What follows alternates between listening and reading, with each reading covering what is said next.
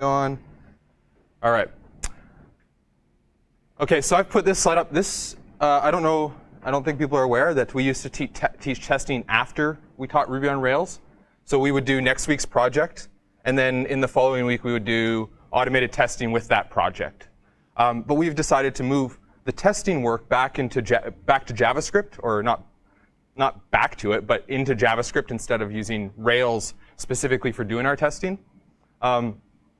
So what you'll notice, though, is a lot of the same things apply. We're not going to talk about specifics of Ruby on Rails at all. That doesn't make any sense. I'm going to talk about specifics of JavaScript today. But I'm going to use these old slides for now, and I'll update this later, to talk about testing in general and the approach to testing in general, because that's what we have to start with. And then we can talk about how do we actually apply those techniques using the libraries in JavaScript or the libraries in Ruby on Rails or whatever it is, whatever framework we're using. They're going to have test helpers for us. So we're going to talk about testing, test-driven development, code coverage, environments, and then how we write tests.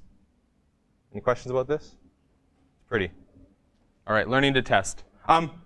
Who here knows how to use software? Like everyone, right? I would say that's true. Everyone here uses software. Maybe not at first, but we learn it pretty quick, right? Like you load up, oh, I've got to do this, I got to do my accounting. So now I got to learn about maybe a little bit about this QuickTax thing or something like that, whatever we end up using. So you learn software pretty quick, but you use software. Everyone feels like they have a good understanding of using software. And I'm pretty confident to assert that everyone here, I used the word assert, that wasn't on purpose, but it's a good one. I would assert that everyone came here to learn how to write code. So how to write applications, right? We know how to use them, but people came here to learn how to write applications, right? Is that true? Anybody not come here to learn how to write web applications? Okay. So who knows how to test web applications? Yes? Somewhat? Maybe it's in the middle somewhere? Like, what are we thinking here? Do we feel we know how to test software? Does breaking software kind of testing? Yes, that is testing software. Thank you. So right up until now, we have been testing our software even without necessarily being taught explicitly how to do that. Like we use what we know about using software to test our software. Is that a fair, again, assertion to make? Okay. So when you load up Tweeter and you go to the page and you type in the field and you hit the button and it goes to the page that you expect it to and we're happy, that's because we just tested the software by using it, right? Okay, so we can see how if we test the software in the way that we use it, it really gives us a lot of confidence that it works. Is that cool? Okay, this is why we want to apply that same approach even when we're writing automated tests. I still want to approach my testing in a way that resembles the way that I use my software. I want to make sure when I write a test script, it is doing the things that I would be able to do myself with my mouse and with my eyes. Okay? So we test software in a way that resembles how we use that software. And since all of you know how to use software, all of you know how to test software, and the hard part is writing the actual tests themselves, because writing code is still hard. Have I summed it up? Okay. There are a lot of different kinds of tests. So before we get into actually writing the test code, which is what all of today is about, is going through the process of writing test code against the project that we built last week. And maybe some of us are still building. That's OK. We're accounting for that. All these different types of tests exist, and we might use all of them. Some people use none of them, and definitely notice what happens when that occurs, where we can see projects fail when that happens. But the test strategy is actually to know about all these, and then understand which ones to apply strategically to your specific project. That's how we build up test plans. Is we think about what is it we need to do here? What do we need to test? How do we test the software to resemble the way the user uses it? Well, we're going to have to start to add some end-to-end and integration tests for that. Feature tests could probably be grouped in. I kind of think of those things all with being in a very sort of hazy kind of collection, because it's hard to distinguish between those three things: feature, end-to-end, and integration testing. Well, let's talk about each one of these. So unit testing. Do we know what unit testing is? I know we've been doing that already. Anybody have an example of a unit test, maybe from last week or even in previous weeks that they'd written that they can recall? Yes? Selectors.js, exactly. So when you're testing selectors.js, you're taking a function, and that function, if we notice, is intended that function is pure, first of all. Because if that function is pure, then if I give it the same outputs, I will get the same, or the same inputs, I will get the same outputs every time. And a function like that is actually very easy to test. When I test a function that knows how to add two numbers together, then I can write a test that confirms that when I give it the two numbers, I can receive back those two numbers summed. And I can just give it a few examples, maybe give it some negative numbers to try and trick it, right? And then I get back a response, and I automatically, every time I run those tests, it verifies that that function works the exact way that we expect it to. At that unit level, though, right? Doesn't matter what else is going on, that one unit works. And so that's why I got you to write your selectors that way first, is because it's a nightmare to write code like that in the application itself with all those components around trying to pass the right props to things. Maybe you got that wrong already, so that's where the bug is, but you think it's in the code you're writing right now. When I isolate that code, it's kind of complicated to write it first, for sure. But by isolating it, I was trying to make that even easier on you, OK? So writing a unit test allows us to define very specifically what the requirements of a unit of code is. We can verify that very quickly by just running that test over and over and over against it every time we make a change. So there is a lot of room for unit testing, and I would say selectors is a great example of where I like to do that. Also, another great example, you know when we did the day list and we verified that it said spots remaining or no spot remaining, or no spots remaining, one spot remaining, many spots remaining? My preference is to create a function called format spots at the top of my file. And then that file, I pass it in a number, and it returns to me a string. And then I just use that in my JSX, right? The test that we wrote was basically a unit test for that function, or for that component. But I could also write a unit test just for that function, right? I could write a test for format spots, and I pass in a number, and I verify that it gives me the right string back. So I could apply unit testing to that problem if I wanted to, but I also wanted to provide examples of unit testing a rendered component, which is what that one did for us. OK, so unit testing, we're pretty good on that. I don't have a lot. We're not writing a lot of unit tests today. We're going to be focusing mostly on feature and integration testing today. And on tomorrow, we'll do end-to-end testing using a different application called Cypress. Yeah, exactly. So today is all about Jest. And for the majority of today, it's integration testing using Jest. And we're testing our React components. A/B testing. This one's fun. Has anyone heard of A/B testing? Yeah. You want to share with us what A/B testing is and how it's changed your life, maybe?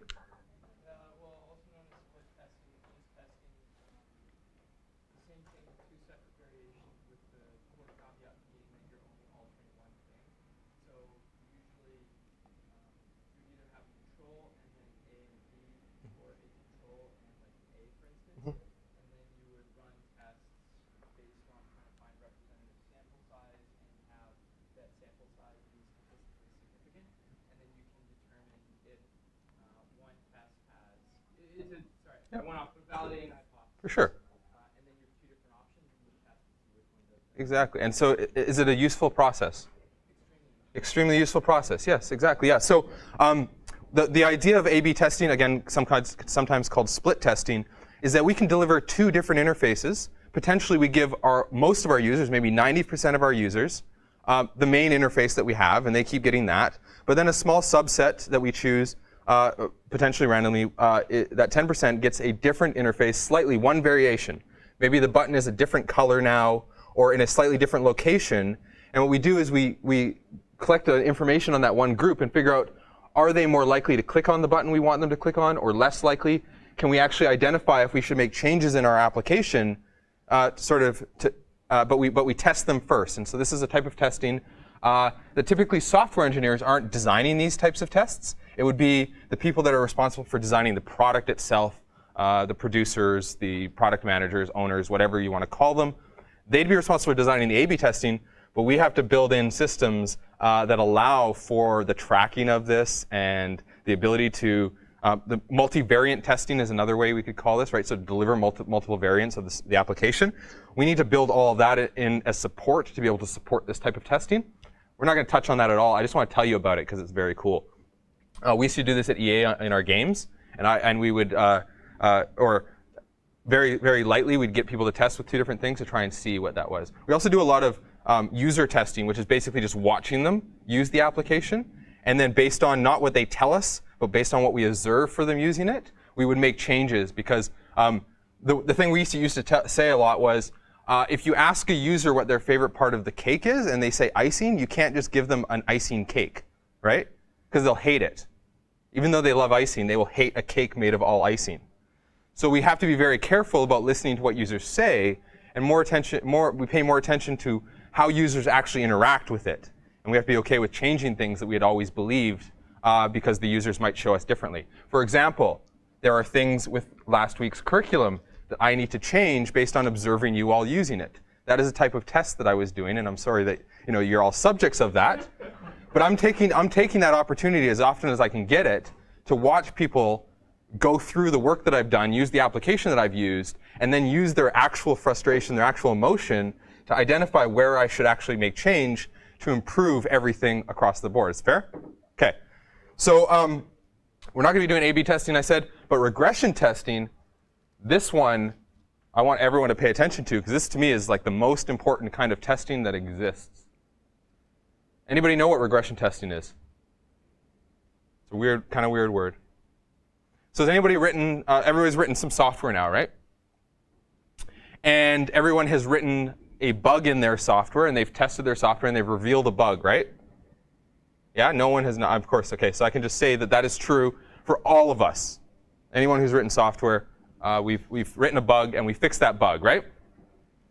How do we know that that bug does not continue to exist for the remainder of the lifetime of our software?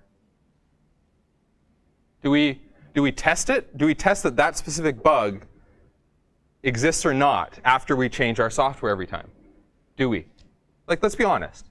No, right? Why do we not test that specific bug that you know has existed before? Why do we not test to see if it's come back or not? Every single time we change our software. Why? Yeah. It hinders progress. It feels like it hinders progress for sure. But then what happens if that bug is still there, except it's been hidden now, it comes back late down the road, now you're 3 days into debugging, and you realize what the problem was finally. It's the root cause was that bug came back. Except we never tested it, right? So regression testing, to me, that's why it's so important. And the problem with regression testing is that it's so costly to do at the manual individual level that we don't do it. And so we need to do our regression testing automatically, right? If I find a bug like that, and I have a test framework in place, I'll write a test to confirm that that function works the way it's meant to, where I found the bug in the first place, and now I get free regression after every time I run my tests. Now I'm testing to see if that bug is still there or not. That's why regression is so important, and that's why automated testing is so important. And I think the two of them, really, if I could say the only thing I would do is regression testing with automated testing, you've got a great start, okay? Isn't it almost like a heuristic though? Like if you fix that bug and then you have unit feature in end-to-end or unit feature integration and end-to-end tests, then isn't that bug probably covered by one of those tests? Probably covered by one of those tests, and we'll figure out exactly how to figure that out, right? But isn't it almost like because you fixed it and you've seen it, you feel like it's more likely to occur, but in reality the cost of fixing that bug, it's like a terrorist attack. Like you think it's going to happen because it's more vivid and it happened once, but the probability of it happening again is much, it's inflated by our mind and our perception of things. Right. So, okay, so that's a great point. So let's say that that bug does never happen again, but you going to write a regression test for it makes you think of another situation that that bug could occur in, or another input to that function that could cause that function to have a bug that you didn't think of before. Maybe you're adding a test for that now, and that stops from showing up. So the fact that we have tests there, and the fact that we are running those tests after every change, is going to confirm that bug does not come back, potentially even hidden in the future. This has happened. I mean, the reason I'm telling you this with confidence is because it's happened to me so many times where bugs have resurfaced as a result of me changing something over here. Now this bug has resurfaced. Well, I never tested maybe the root cause of that issue in the first place. And if I had sort of dive in a little bit, isolate it, try and figure out how it's meant to work independently, then I probably could have tested it better that way, right? So it's almost more to do with the nature of bugs, and the fact that bugs can reoccur As we're scaling, yes, exactly. As we're scaling a code base, those bugs could be hidden and resurfaced later. For example, there are bugs in all of your code from last week, at least the stuff I've been looking at. And chances are they're not showing up right now. But if you add WebSockets, maybe they show up then, right? That's the type of thing that I noticed when I was building the project, is I would surface bugs in code that I wrote before as I added new and more complex features. You know, for example, when I added WebSockets, and it adds another called set interview or something like that to add the interview remotely, I was getting my spots updating twice because I hadn't thought about that when there was no external way for me to update interviews. The only way for me to update interviews was by clicking that button. At that point, I could write some code that worked just fine for updating spots. But as soon as I got a WebSocket to update a spot remotely, all of a sudden now spots were being updated by 2 or going down by 2 every time. Well, that's a bug being surfaced by the code that I wrote before. And I would say I'd write a regression test to make sure that that never happens again. That my set interview state thing might need to be idempotent, right? Rather than not idempotent, which means it would increase no matter how many times I called it, even if I call it 3 times for the same update. Fair? Okay, so let's not get too hung up on that. But keep in mind that I would love to give you all the power of regression testing and automated regression testing. So that's, I would say, if you don't know where to start with writing tests at the beginning of a project, wait till you find your first bug and then write a test that makes sure it never comes back. And as you start to do that, you start to build up a test suite. And then you don't have to ask that question anymore. What do I write a test for, right?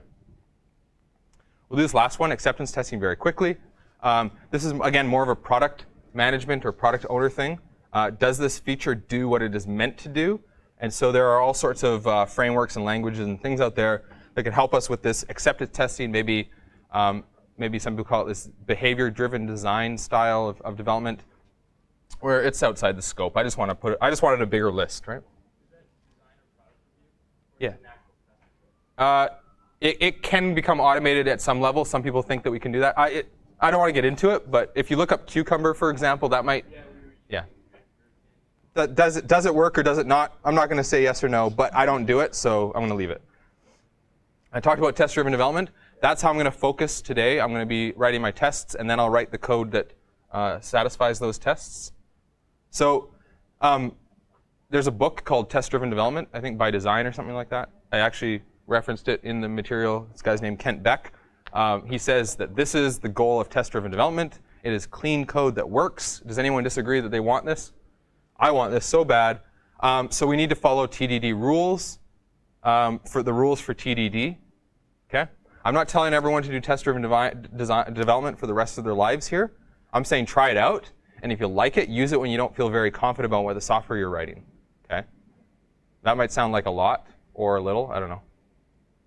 Write a new code only if an automated test fails. That's an interesting rule. You do not get to add any more product code into this product unless you first write a test that fails. That's the first rule of test-driven development. Second rule, eliminate duplication after that. So we start off with a red test, one that does not pass. Right? Red is the color we use for failing. Green is the color we use for passing. And so we're going to go through this process of going back and forth between red and green until we finally get to green and we've refactored this application or this piece of software, this code, into something we're happy with. So we start off with red. We write a failing test. That's what we're going to do today. I'm going to write a test. But I have to think about what is this component actually going to do eventually. Right? It's going to maybe be something with a button that when I click it, shows this text. OK, I can think about that up front. Now I got to think about what do I write a test to confirm that that happens. So write a failing test. Write the minimum code that makes the test pass. Now, the reason why I'm putting minimum here is because I could write a very poor test, and then I could write a very small amount of code, have that test pass, and still not have it be good code, right? I'm going to try and show, hopefully I'll try and show an example of that, or at least I'll talk about one. And then refactor. So we want to improve this code, ensuring that all the tests pass. And this is how we actually make the code good, is we refactor it. And I do this constantly. I don't write good code at the start. I write good code at the end, because I know more about it after that, after this process. So this is what we do. This is why we write tests, because if fear rules software development, then we become tentative, we reduce our communication, and we avoid feedback. I believe this to be very true. So if we're afraid of making changes to our software, or if we're afraid of making changes that might make us look bad, then we suffer from all these problems, and our project suffers from that. So I want us to encourage courage by building tests that give us confidence in our code, and give us confidence not just in our code, but confidence to make changes that will improve our code. That's refactoring. Okay? Tests give us the ability to refactor our code with confidence. That is, to me, the goal of this process. Okay? I talked about acceptance testing. I'm going to skip this because it really isn't important to me. But that might be what a business or a behavior-driven design thing looks like. It looks a lot like scenarios, user tests, all that kind of stuff. Code coverage.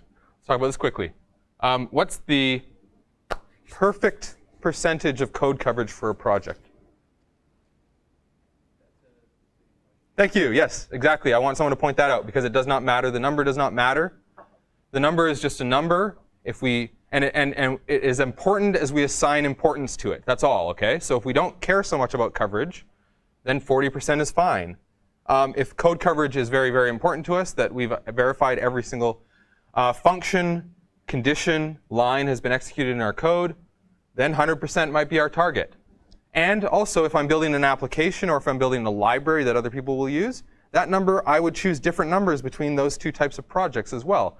My library should probably be closer between 90 and 100% tested because I can do a lot of unit tests. Those are actually pretty quick to write.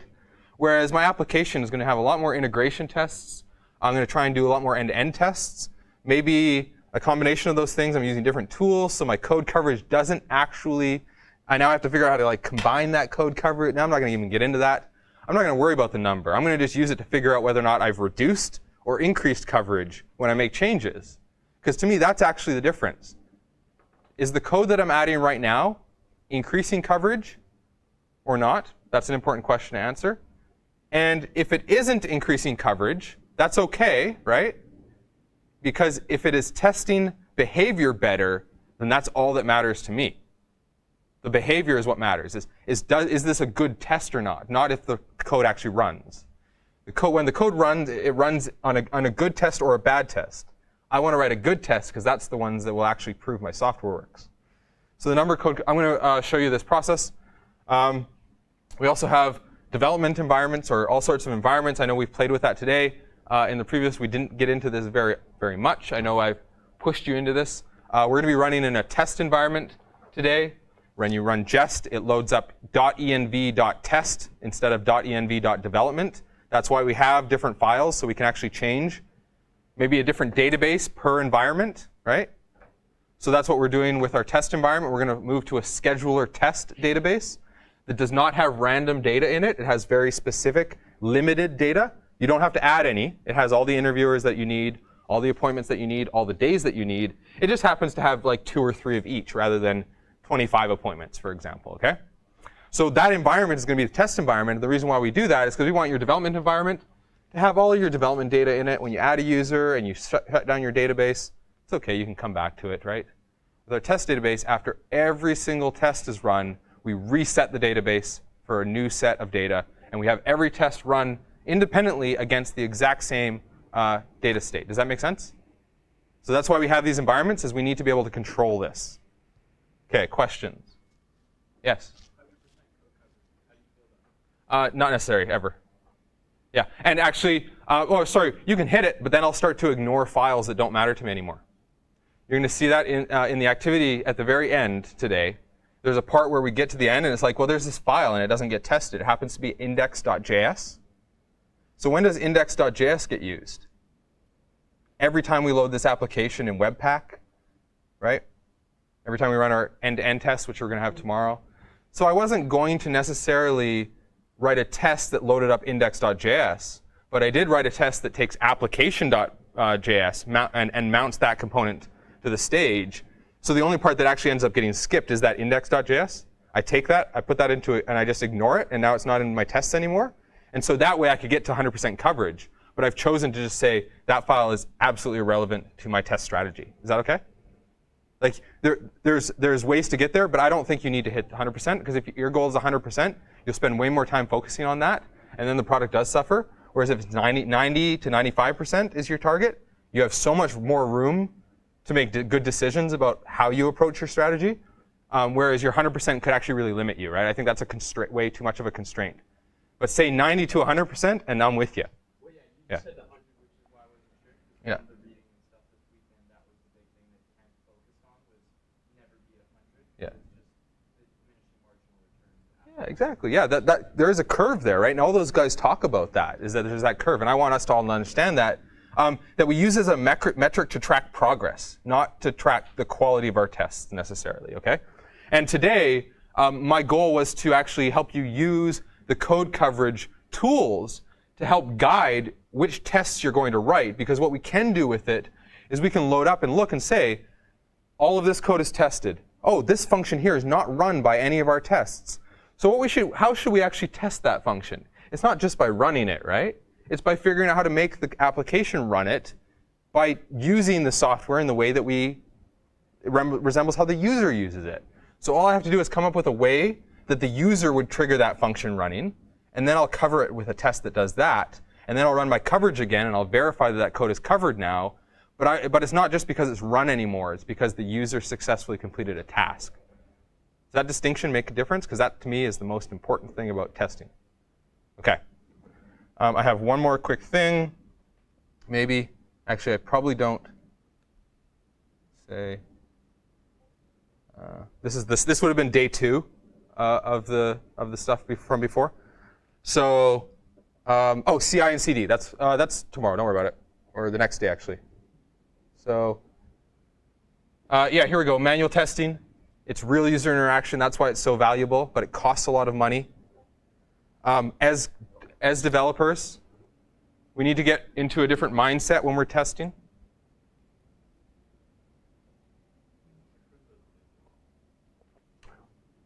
I've worked with some incredible testers before. The term we use, QA, QC, test engineer, there's also, it doesn't matter, it depends on what company you're in, all different titles for someone who focuses on ensuring that the software is tested well. That's their goal, right? And I've worked with some great people that do this, that focus on this. And these are not what you see in Grandma's Boy movies about video game testers. These people are professionals.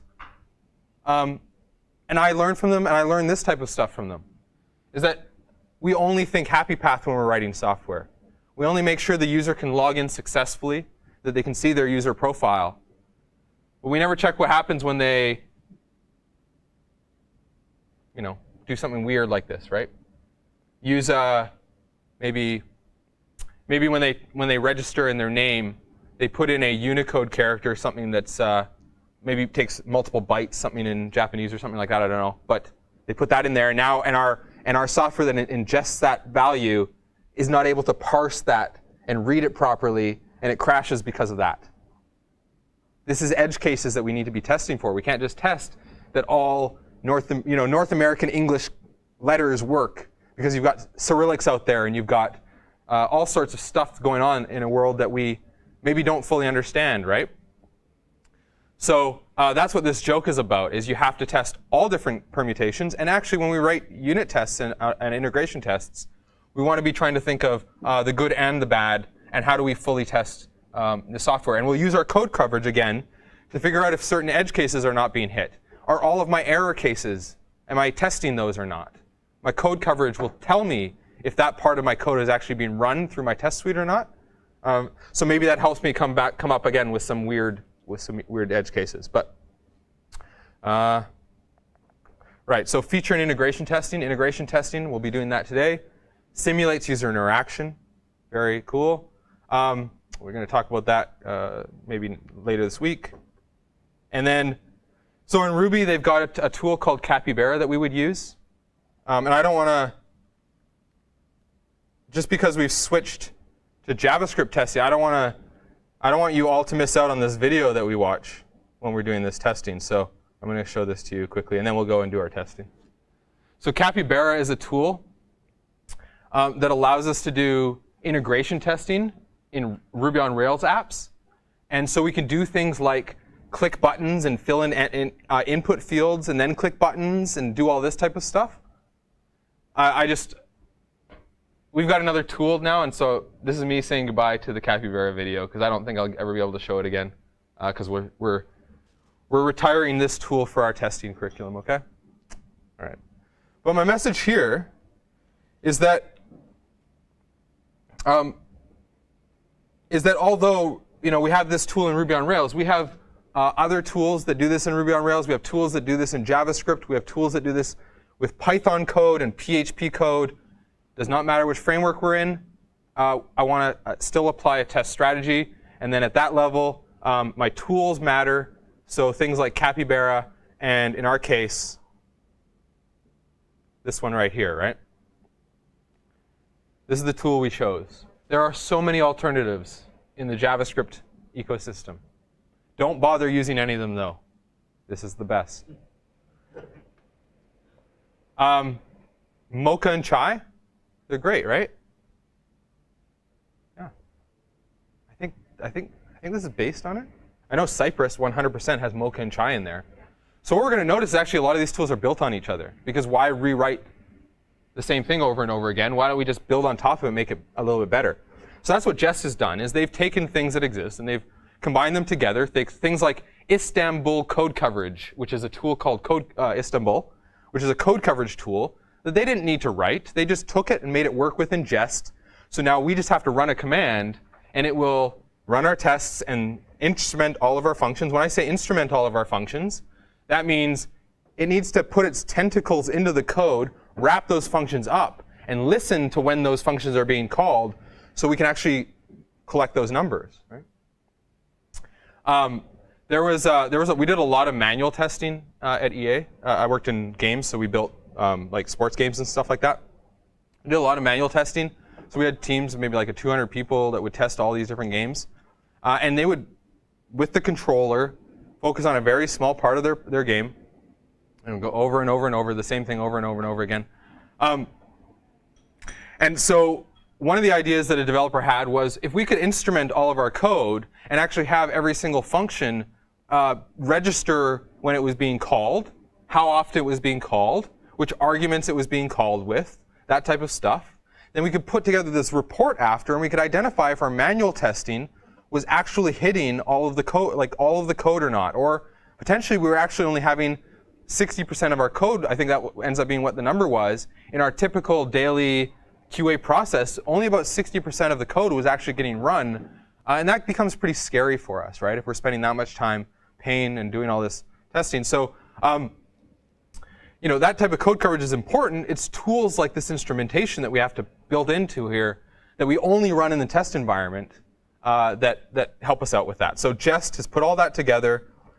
They call it a framework, not a library, because again, it's combining matchers. So things like I expect something to should be in the document, or to be in the document. That's one we'll use with the DOM. I expect something to be in the DOM or the document. I expect something to be equal. So that would be me deep equaling two objects, to be equal. Whereas to be would be equality. These things equal each other. So there's all of that built in here. It's so hard when it's zoomed in. Right? Let's see.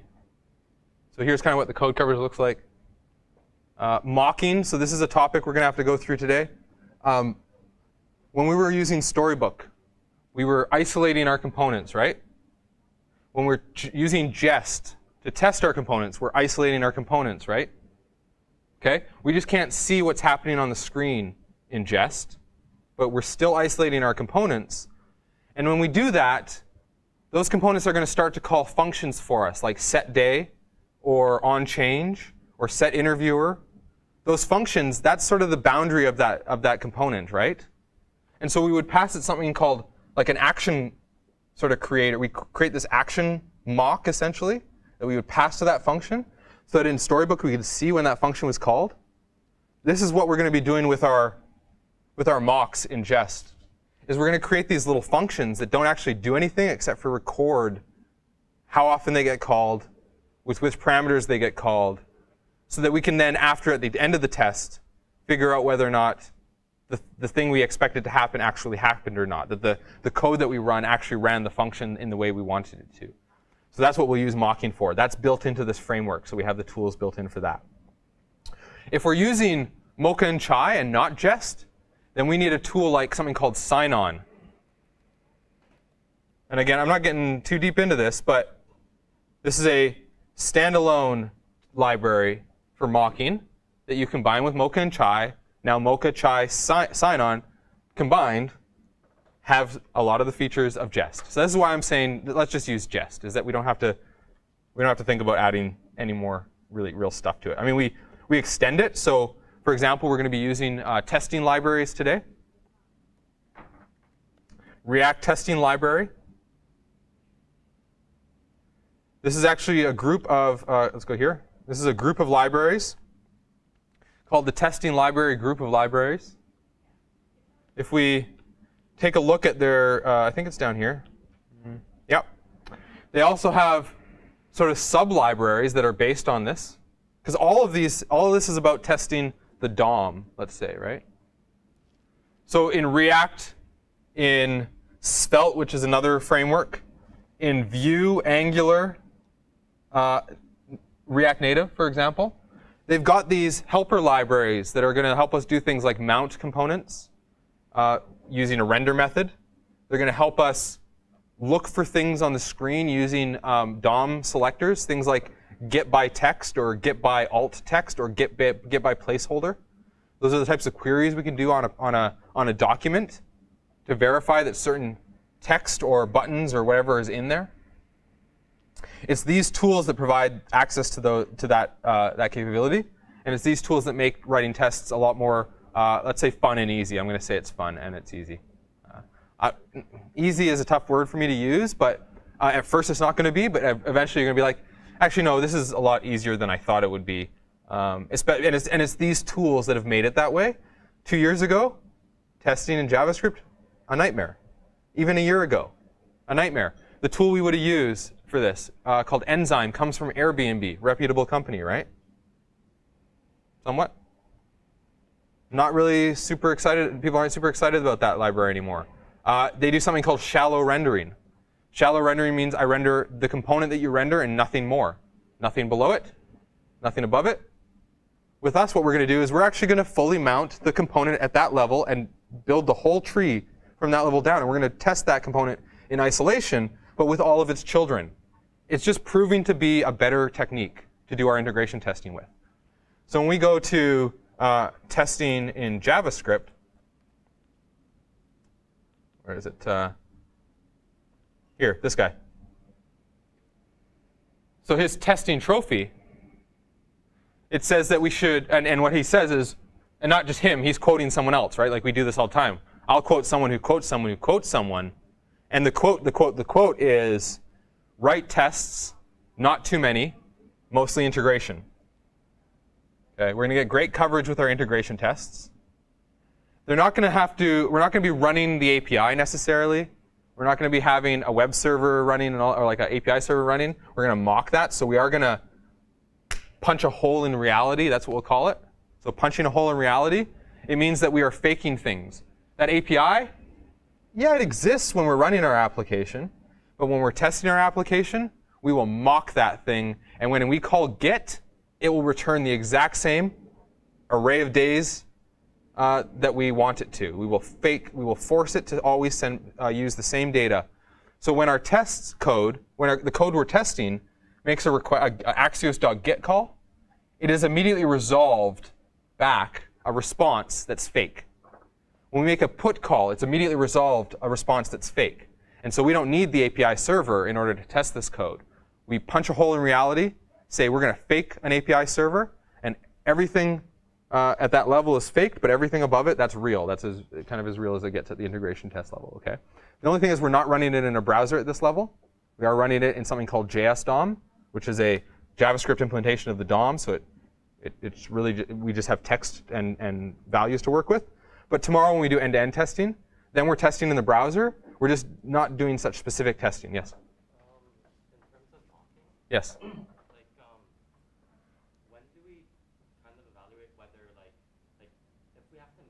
other things to just test a simple function? Like, when do we know that that's just like not that the function itself should be refactored, or like like that the function itself is just badly made, and that we should just make it better? Like, if we have to mock a bunch of things, Exactly. just to test it. Like, Yeah, this is the thing. So to answer your question in detail, I would definitely recommend So I've given links to a Assert.js conference, right? We've all watched a video or two, I think now, from Assert.js conference. Yes? Okay. So I can just say, if you go look at the list of Assert.js conference videos, there's one there specifically about mocking. And after you've gone through this material, totally worth watching, because this guy does a great job talking about his library called TestDouble that he uses for mocking and how he makes those types of decisions. So instead of me just telling you what he said, I think you'll get it back a lot better from him. But it is the hard question. It is the hard thing to deal with. Mocking is a complex thing, and one of the things that makes people very frustrated with testing is that problem. Like, okay, now I just have to mock all of these things, and I have to write all of this code, mocks all these things. Okay, Haven, do you mind if I call you out on your project for a second? Okay. So really interesting technique for the spots updating. I'll share that. When the put request is made, we get the put response back. And immediately, another request is made to the server to get the latest appointments and days that will have the updated information. And that gets injected into this local state. So very similar to what we did in Tweeter, right? Where as soon as when we make a change to the database, we then request all the latest data for the database, and we sync our local state with that. Cool. So good technique, right? Problem is, when we start trying to test that, if we're mocking our API requests, then now we need to mock that extra behavior, which is actually the change on the database, right? So when I'm mocking my put request, I don't actually need the database to change as long as my client is updating the state locally on the client itself, if it's taking that responsibility. But as soon as we are depending on the server for that type of a change, then we might have to mock even more. And then it starts to become like, well, should I really do it this way or not? Or should I change my code? Or maybe, that's the type of thing I've run into for sure. And I hope that it's a thing as you gain practice you get better at. But there's no real, you'd have to change things. And I don't feel bad. I think that you should definitely think about changing your code if it will make it more testable. So things like isolating functions, putting them into your own files, exporting functions as named values just so that they can be imported into a test is totally OK. And then we're also going to notice we're going to be putting identifiers into our JSX so that we can actually select elements from our DOM specifically. So changing our code to make our tests better sounds good to me. Let's just not get too crazy on it. And that video, again, is going to talk more in detail on that process. Is that a reason to write your tests or think about your tests before you're writing the code, or is it just an unavoidable fact? It definitely helps, right? Like that. So writing my tests first make me kind of think about those things. And if I decide when I'm writing my test that I'm going to mock a pretty static API, then if I start to write code that depends on that API being very dynamic, I'll notice that at that point, right? I think, but if you do it that way and then write your tests a month later, then chances are you might have to go back, change your tests, or mock out a bunch of stuff. Like I could have written a mock that would I could mock Axios so that when an interview is made, it actually changes the data structure in memory and then returns it. And then when I refresh the test, it refreshes that thing. And I can do that. I do not want you to all do that because that's like next level, right? I want you very basic mocking. So we're going to stick with that. But yeah, it is what it is, right? It is, you have to. Yeah. But writing your test first helps, I think. And then having the decision. This is what I want to get to. Is like not, yes, I write my tests first every time. It's, should I write my test first for this feature? Will that help me write it better? That's the question I ask myself every time. Renee, yeah. What if you go the other way? Sometimes, like, because you want to test your code, you're going to do things that you wouldn't normally do. Yeah. So that's a very real risk that you write code that is purely testable and otherwise not very easy. But I'd say I'd rather have my code well tested and ugly than ugly and not tested. I don't know, right? If I can make it prettier but it's untested, that doesn't necessarily make my confidence higher. And that's what this is all about, is being confident that I can release my code. Because eventually what we want to do is build, and after I talk about this, we'll take our break and then we'll come back and we'll write the test. So after you've written your test suite, and you can run that automatically after every change. Maybe you're writing a feature, and so you have your jest in watch mode, and after every change, it's just running just that one test file. Well, and then when you're done your change and you've merged your branch, you've merged master into your branch, and you're ready to test your change with all the changes that have been made with master so far. So what you're going to do is you're going to open up your test suite, and you're going to run all of the automated tests against that merge, right? And now you feel like your branch is pretty safe, so you can merge that branch into master now. And then you run all those tests against master, maybe. So when you commit, master's been tested, right?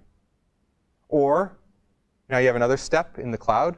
So every time master gets changed, someone else runs your tests automatically for you. And if those tests pass, then that build gets automatically pushed into production. And if those tests don't pass, then you get an email and nothing happens to production. This is the process that we want to get into, because this is how we can actually work fast and have confidence at the same time. This is how we move forward without the fear, right, that I talked about. So the starting point is a good test suite, and not one just that has high coverage, but one that tests the software in the way that we use the software. Okay? When we come back, I'm going to try and show you the specific tools, the specific syntax for that, and hopefully the way of thinking as I approach test-driven development. Cool? All right. Come back in like about 10 minutes.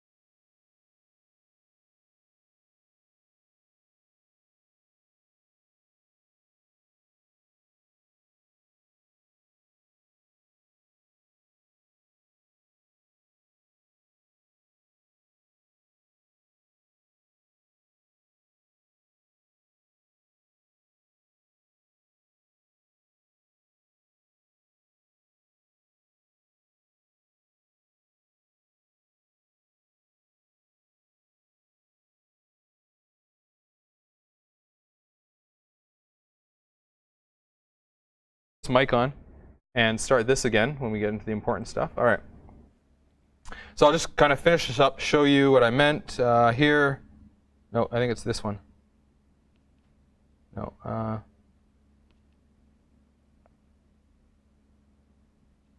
This here. It's the first couple things. So that's what this was for, right? It's to start to think about. Like I wanted to use it as a bit of a place. So this is where we are right now. We're working in the tree and we're starting to build these things. But as we went through these activities, we started to build out these components. And so this is where I actually end up leaving it. I didn't put all the state on there. I didn't put all the props on there because that felt overwhelming to me. But I did draw a diagram of the component structure, right? So start with that because I think everyone can do that. Everyone understands the parent-child relationship. They understand this is a tree. And so if you start at your root level component and you look for other components in there, you're going to find the children. And then for each of those children, you're doing your own full tree search with your brain, right? Not with code, not with like a depth first or breadth first search. You're doing it with your brain. I'm looking at every single node. Maybe starting with application, I'll go down the left side. And then I'll come back up to application, I'll go down the right side. And then I'll go to appointment. Then you diagramming this is great practice for doing tree traversal, right? But then mark down for application what state exists there. Which props do I pass to each of these components? Draw that on a diagram, keep it with you, keep it updated, and eventually, like me, you'll be able to at least remember applications this size. But when it gets bigger than this, I'm not able to do it anymore either, right? Like this is just, this is still a relatively small application. But when it gets past that, then I have to really do a lot of these techniques to keep up to date. I have to think about it in terms of little trees, maybe a page at a time, a page tree at a time, rather than my entire application. Imagine my application has 10 different massive pages. One's an admin section that has its own 10 different pages. Those trees get massive, right? But we can actually diagram from any level we want. We don't have to start at the root. We can just start at a root and diagram down from that if we want to. So, I hope that helps. I hope that answers the question originally. But I want people to get into this practice. And with your final apps, if you think of it, when you decide that you have an idea and you have an interface and you design, like, can I actually go into, can I look at a mock-up?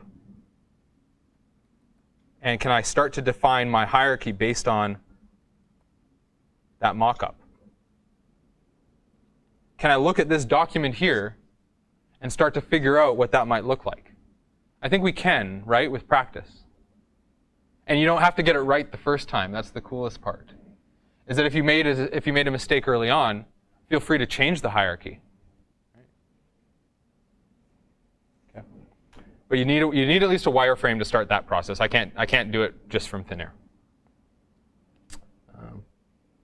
And I think these started as. Anybody want to see if I can actually log in? Yeah, cool. So here is the my original wireframes for the scheduler. This is what I actually used to start to design it and share that with. So we're going to do that first, and then it's like, well, we've already done login, right? Kind of. So let's skip that. This was going to be multiple rooms could be booked. So you choose the room, and if a room is booked already, you can't book it. Lots of complexity, so I decided to move a little bit away from that, right? Lots of like multi-filtering lists, lots of looping that I had to do in my code. When I look at the code that I used to write that, I was like, it's not gonna help them learn React. Here this pop-up comes up. So you can choose the instructor of the room and the time. Well, if that instructor or that room is chosen already, when this pop-up comes up, that list must be filtered to not include them. That's complex. So here, trying to kind of get that idea of maybe these little things themselves can be, instead of bringing pop-ups up for everything, like when a thing's loading, or maybe I could actually just embed that information right into the appointment itself. And so this is kind of where I got that idea, is like, if I can just do all that here, I don't have to use pop-ups, right? And maybe that's a bit nicer user experience. So I want to add a new appointment. That's how you do it in the old system. So this is my original mock-up, and eventually I took this, and I think, here we go. That became this. And so I've got my inspiration. Has anyone gone to Dribble before? I know I'm going way off topic here. Do you mind if we go over late a little bit? Is this interesting or not? I'll stop if we want to go back to testing. Okay. So Dribble, if I go to that, I'm not a designer. So scheduler, I got lots of inspiration from this. Not one in particular, but like all different parts of it, right? Like all different things. Like these oops. I'll show you some of the mock-ups that I did, but you'll see some of that inspiration in here, right? When you sign up for an account, you can click on them. You can see it all. It's pretty good. Anyways, so Dribble, great source of inspiration. And ultimately, I turned that into... Oh, so you can see, I like those things so much, like dark part with like the light. So I stole. I mean, no one's missing that.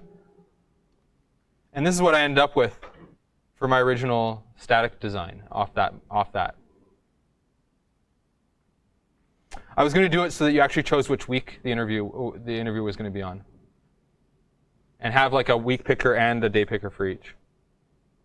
Yes. This is called Figma. It's free. The other one I use is Sketch. It's like $80 a year. So yeah, use Figma for your final projects. It's incredible. How do you combine Sketch where you're both or it's still high-fi, but it's not pixel perfect, and then you take Figma? So I use one or the other. And the reason why this project is in Figma and not Sketch is because this is sort of the first time I tried Figma. And I wanted to try it out, and I really, really liked it. But I have a license for Sketch, and I really like Sketch too. So I don't combine them. I would use one or the other. No, I find maybe Figma was very easy for me because I already knew Sketch. But I think Figma is excellent, and if you have questions, send me messages or anything like that. But it's a great tool. I mean, it really is quite easy to not design things, but to use it to actually like hide and show things. It's got all those features. It's very well written. So I say Figma is a good tool for that. All right. Let's get back to testing. Any questions about what I just talked about? Good. Okay. Yeah. So anyone can draw a diagram like this. You just kind of have to know where to start. And I say the root of something. That's what you want to start with, the root of some part of your tree. So that's Keynote. I don't need that anymore. I don't need this anymore. Because I'm going to be living in the console for this work. If I'm doing test-driven development, I don't really need to open my browser up. Let's make sure, yeah. OK. So the first thing I'm going to do is I'm going to start a new project. Does anybody know how to start a new React project? Easiest way. Create React app. So npx create React app. Let's say testing, just testing maybe, or just notes, something like that. Yeah. Great. Yeah. Well, so Create React App doesn't have anything. Storybook can be installed into an existing app, but Create React App and Storybook are not necessarily related. I don't know if they started Create React or Storybook by using Create React App. Probably not. So what Create React App does for us is it is a command line tool that allows us to generate a boilerplate project. The boilerplate project is going to have a default set of configuration that will be read by Webpack and Babel, those two tools, the one that we can use for bundling our modules or transpiling our code. If at any point in time we feel like it, I can go into my project here, just notes, and npm run eject. Are you sure you want to eject? This action is permanent. And what this is going to do is going to give me control of all those configurations myself. Right? Oh, I want to do yes. Yes. Okay. So now what it's doing is I'm not going to be dependent on this module called React Scripts anymore. And React Scripts is what holds all that Webpack stuff. What that means is that if I want to upgrade Webpack with Create React App, it's very easy. I just update the React Scripts package, and I get the latest stuff. Once I've ejected any updates to Webpack or Babel or any of that stuff, I now have to upgrade myself, because all of those packages now, if I eject, all of those packages are now part of my package JSON. This is all stuff that React Scripts needed to be able to build your project, that it hid from you in a folder called, look at all this. So they've just polluted my, I'll open this up in, we've just polluted my package JSON with a whole bunch of configuration. Now, if I were starting a project and I wanted to be in control of my Webpack configuration, my Babel configuration, I'm starting from that side up. I'm not doing Create React App and ejecting, because they're just going to give me more than I need. I might need to do a bunch of stuff, but at least it'll be exactly what I need. If I want to, I can just stick with Create React App for small projects, no problem. Eventually, I need to take control of that. I might clean out a bunch of stuff that I don't use. Because maybe I build. See, with small projects, none of this really matters at the end of the day, because things run relatively fast, things build relatively fast. But with big projects, we're talking 1 or 2 minute build steps for your assets potentially. If you're not careful, that's crazy. Can you imagine npm start and then waiting 2 minutes to be able to actually run your project because the thing is so big? So instead, what we want to do is gain control of the configuration of that and actually set up our environment so that maybe we are actually only loading up one component in the storybook and lazy loading it rather than loading everything up and building everything before we need it. We have to come up with more advanced strategies to deal with more advanced projects. Right now, not a big deal. But as we can see here, that stuff gets to be quite a bit out of control. Is there something to like build success of your project, or you have to manually just like delete what you don't need? Like, how do you even set that up? So there's a few things that we can do. And we can build any module we want from any root of our project we want. So if I want to build my entire project, I point my tools at index.js, and it reads that file and it looks at all of the dependencies, and then it follows all of those dependencies and it reads all of their dependencies and it loads in all of those modules. So it's actually doing a tree traversal through all your dependencies, building up all of your modules, and then putting them all into one or more files as a result of that.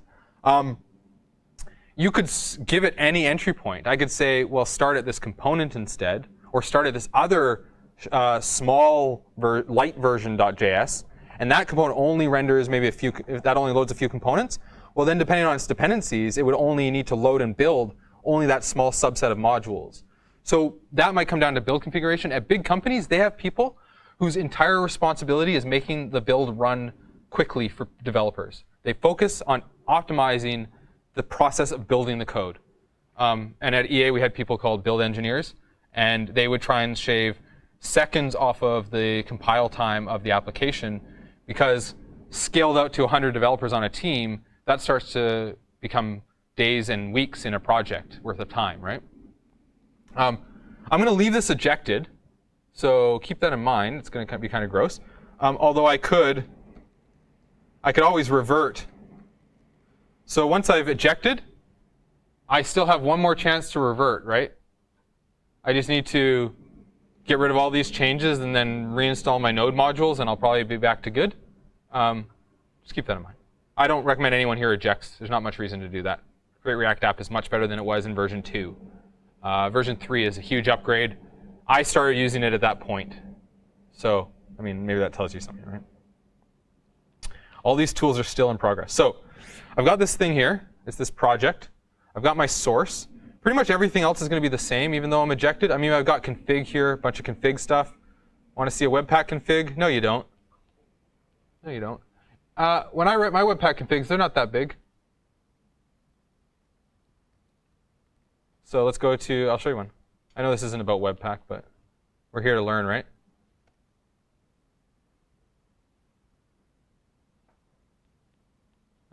That's my package JSON. And my client, I think the client has it. That's where it is. Yep.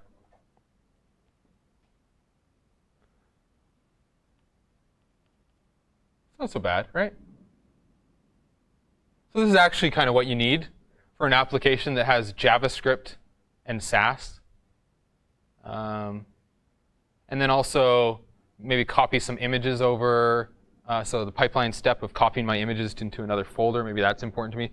So they don't have to be this scary. We don't have to start at that. So if you are interested in Webpack, let me know. I can either point you to a video of a lecture that I used to do on it, although it's become less important now because everyone is using Create React App for their project.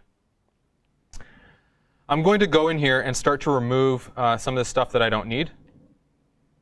So I got this kind of problem. I don't like this app.js. And for this one, I'm going to get rid of my service workers and app, and I will keep index.js. Now, I really like to do JSON or JS config.json, because then I can go in here and I can do like compiler options, base URL, I think, source, something like that, base URL. I think that's right. So this is me just trying to get rid of those relative imports. So instead here, instead of saying, well, index, I could just do that. And then I want to ultimately import my application from the components application folder, maybe. And so that's what's going to mount and render here. All right. But again, if I were just writing tests to build a component, I don't need any of this stuff, because this is all stuff just to render the component in the first place, whereas my testing library helps me with that. So let me at least just create this file. And that has to go into the components directory. And I just want to make sure my base directory stuff is working. So import React.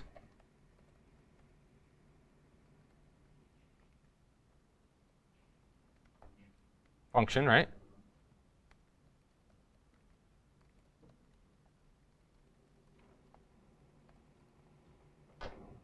Okay. Now, npm start.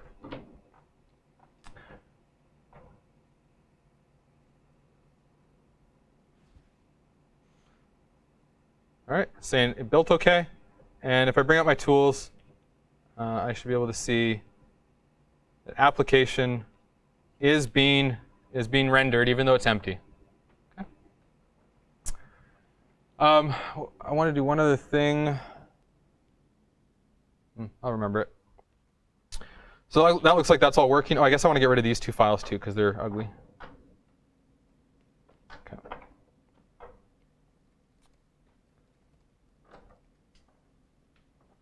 So no tests found. If I run npm test, tells me there are no tests found. I hit A, and it says checking for those files. It's looking for a whole bunch of different possibilities for this. Okay. So let's decipher this a little bit. It's saying that it's looking in this folder here, which is my jest notes folder. Everyone understands that's my project root, right?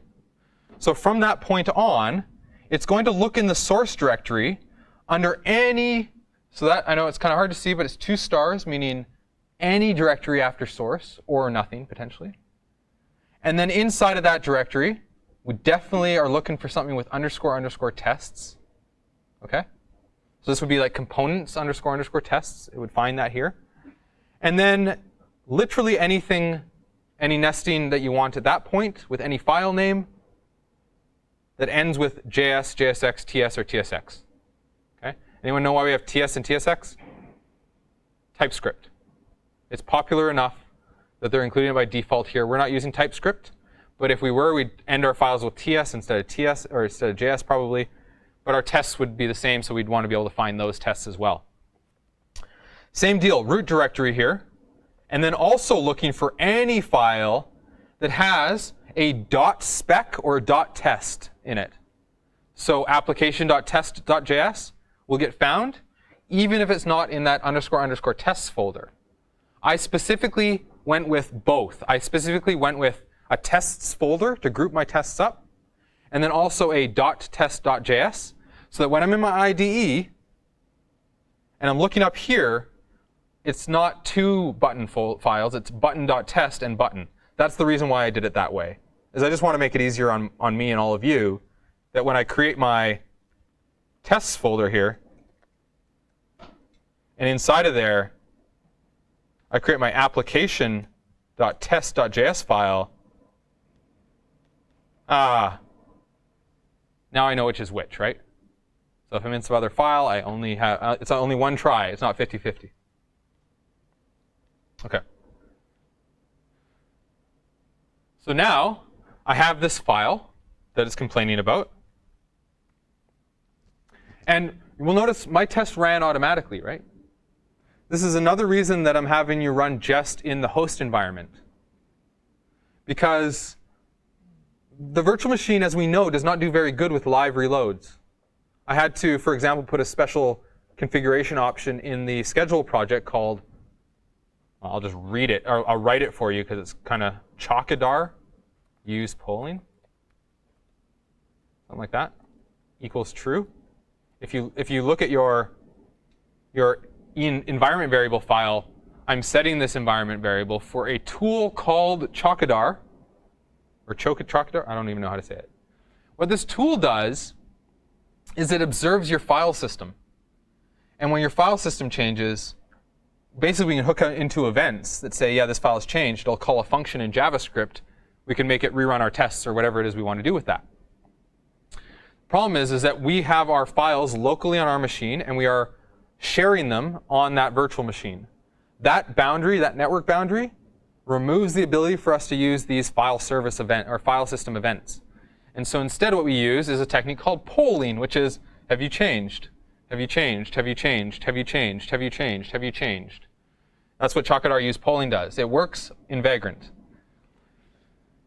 That same file system thing also makes Jest take forever to load because there's hundreds of thousands of files and node modules that it needs because it's a massive framework. So I was seeing 60 seconds worth of load time. So if we just move to the host, then it's not loading all those files over the network, having to do all that stuff every time. Extra overhead, basically. So we don't need it. If we were running on our host, we don't need this option. The file system events will work just fine. I didn't find an option like this for Jest. And if I did, and it was fast to run in Vagrant, I probably would have put it in there. But instead, we pulled it out and didn't need to configure it specially because it works on our host no problem. File system events work just fine. It's nice and fast. So that's what we're seeing here, is every time I make a change to my code, my test is watching that and automatically going to run as a result of that. And the reason why it's going to do that is because in my scripts up here,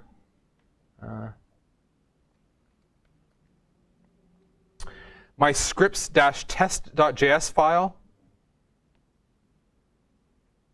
has, I don't actually, oh, here we go. It has special arguments that are being sent to this to tell Jest to watch. If I just run Jest, it'll run once and stop. If I run Jest with -- watch, well, we can guess what would happen, right? It would actually keep paying attention to things. So we don't need to know how that's happening or how it works. We just need to understand that when we make a change to our code or our test and we hit save, we should come back to our test runner and check to see what's happened as a result of that save. Here, it's telling me that I need a test in here. So I'm going to describe a group of tests for application. So that's my first block here. This is going to be a collection. I could actually have a few of these describe blocks if I wanted to. Each one describing a different collection of tests. This is purely a organizational technique, okay? Within a describe call, I can say test something. Oops. I can say either test that the application mounts, okay? this would be my test function. So all of the code that I put in here, that is my test function. Cool? So when I say test function, that's what I mean.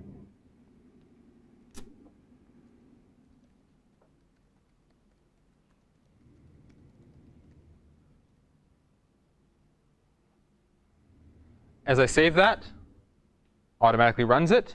It's nice and fast, less than a second. And we can see our console log out right here, run by the test runner. So it's running that test right now, and it's passing. Right? That's OK. It passes because we don't verify anything. What are the 3 stages to any test? Doesn't matter if we're talking React or anything, just testing in general. 3 phases for a test. Render, refactor? Render and refactor, that'd more be like test-driven development, maybe. But like when I'm writing my actual test function, there are going to be 3 distinct phases that I go through within that function. The first one would be setup of the code. So that would be the first phase, is set up the code. And in that case, it would be render our component. Right? Yes? So like it would be initialize, run, and then like authenticate. Yes, exactly. Initialize, run, authenticate. The term that I will use is setup, change, and verify. Right? And that's exactly it. Yeah, you're running the code, which if your test is good, it's going to change something. And then your verification is going to make sure that that change is what you expected. So the 3 phases are setup, and then we change something. Setup, use, verify. So my setup is going to be, and I could do this with any component. It just so happens I'm doing this with the root component right now, but I could do it with button or daylist or daylist item. I can do it at any level, OK? Keep that in mind. You know what? Maybe it's just better if I call this tested component. Because it doesn't matter that it's the root. That is not the important part here. Yeah, thank you. Test the tested component mounts. So I'm going to do this using a full mount of the component, not a shallow render. So if you look at anything about Enzyme, for example, they were all about the shallow render. We're not going to do that. We're going to do a full mount of this component. Any component that we want, we're going to mount it from that level, and anything above it does not exist. So that means that when we mount this component, we need to pass it any props that it requires, just like with Storybook. Okay? Now, it doesn't require any right now, so that makes my job really easy. But if I were writing this test, and I were going to test a component that exists already, then this is where I would need to think about when I render this thing. And I probably have to, well, do that in a second. So I'm going to render this thing in a second here, but I have to import it first. Oops.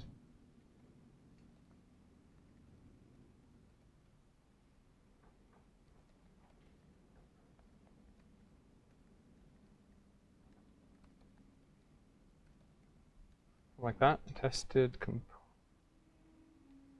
import. There we go. And now this one says, oh, this probably is just can't. Yeah, OK, good. So I haven't done this right yet, because I'm not actually rendering this yet. But now I have this file. It's being imported into this test, right? So when this test runs, it's going to import all of the files that it needs. And it's going to use them just like we do with our other code. So this is where we need our testing library to help us out. Because I could go and use React test utils, I think it's called. And React provides these test utils for us if we want. And the test utils do things like, well, we don't really need to get into this. This is a layer that is a little too low level for us right now. We don't want to deal with that. But if we move up a level to the React testing library, then we just need to know that React testing library is using the React test utils to help make your React testing easier. Okay? So at the end of the day, we are using this stuff. We just have a layer of abstraction that's sitting on top of it. And here they say, we recommend using the React testing library or Enzyme for this instead. But that they will provide guaranteed utilities that work with their library. This is the thing. I don't know if anyone noticed this. They're using React 16.9 alpha. Did anyone notice that? The reason why is because I had to upgrade to the latest version of React because the testing tools needed to be updated to work with the testing that we were doing in the project. And so 16.9 had some of these changes, for example, to this behavior for this function here that I needed. And so that's why we went up to 16.9, is because these tools are something the React team delivers, except we don't use them directly. We're going to use them through this other tool here. So the React testing library, now in the material, I reference it as React testing library, sometimes lowercase. But whenever we import it, it's always going to be imported as @testing library /React. Okay? So it's called the React testing library, but the import is grouped into this massive group of testing libraries. So you would also have testing library React, testing library Vue, testing library /hooks or React hooks, testing library /Angular. We want this one though.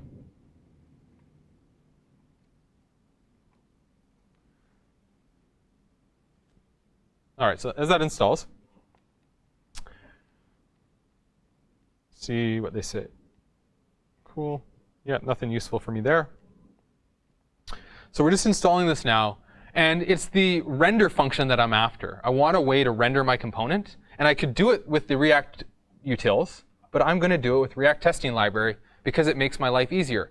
And we learned something this weekend in that video, right, about make the right thing the easy thing. Yeah, and that's it. This is it right here. The testing library is all about making the right thing the easy thing for us. So we don't have to think about all these extra things. They're abstracting a lot of that hard stuff away, because the right thing is to test software the way that it is used by our user.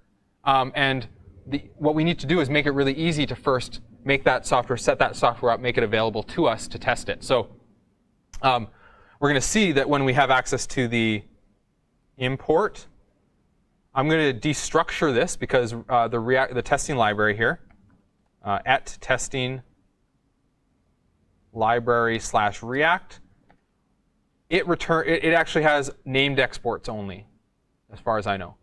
And the named export that I'm interested in is render, and there's only a few of them. Let's say, or actually sorry, that's not entirely true. Let's say render is the one we care about right now, and I'll get into some more after. So render, I take this render function,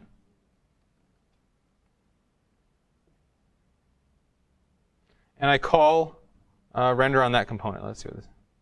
Okay, React must be in scope. So that's what this is warning me about. It says the React must be in scope when I'm using JSX. It's very nice of them to tell me.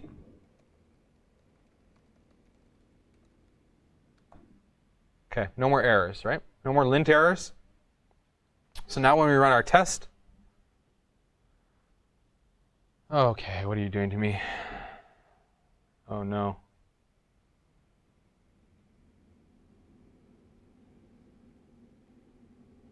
That's interesting. I'm going to, maybe this is because I ejected.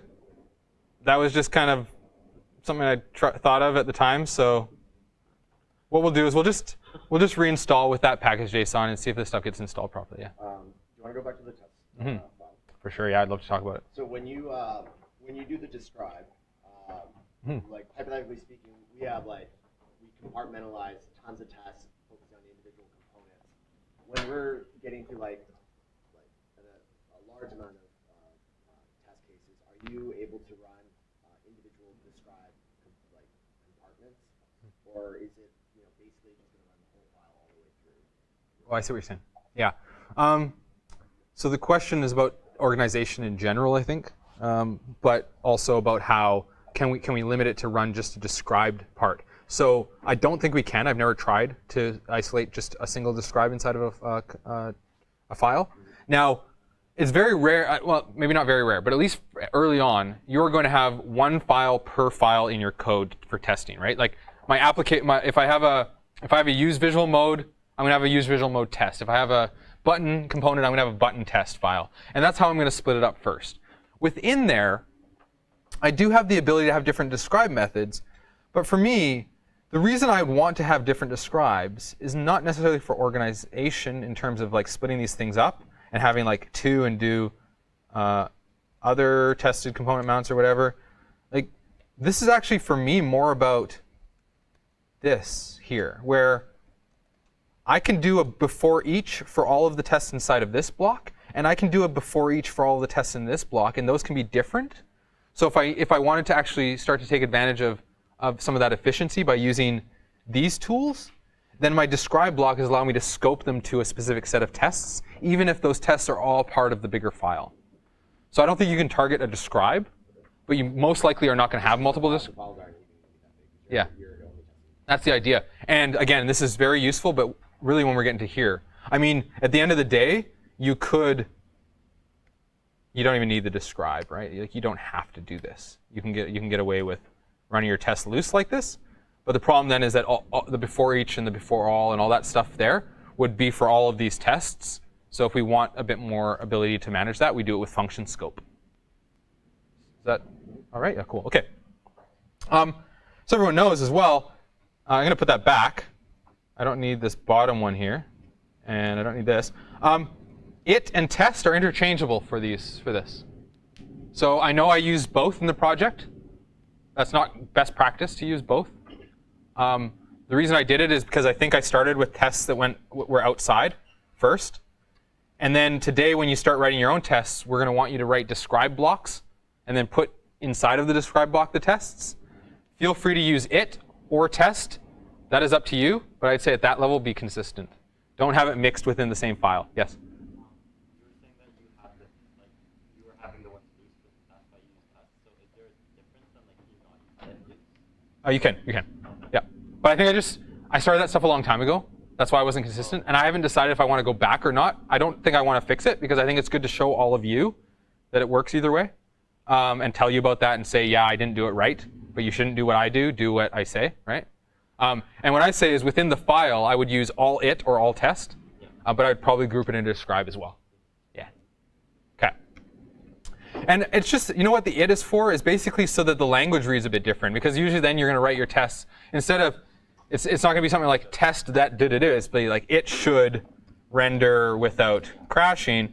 That's kind of why I like it. It's more of just a language thing for me than anything. And I also really like that if I want to skip this, it's very fast. I can do exit, whereas if I'm writing test, it's .skip that I write. Okay, so that is a slight difference. There is a difference there. So up to you. And actually, if I do that, so exit, I really hope this works. Okay, good. I think. Yeah, sweet. Oh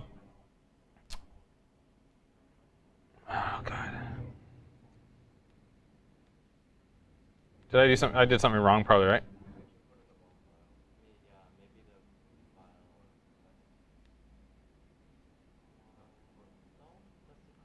Tested component test.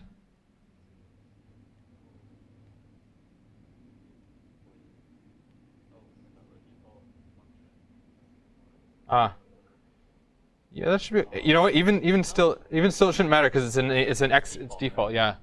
And why is it not finding this?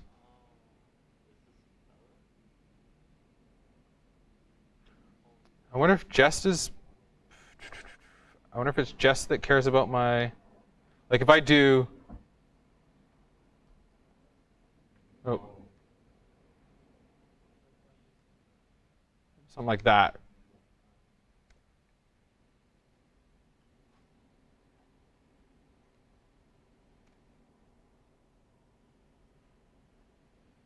Yeah, so it looks like Jest is not picking up that JS config change.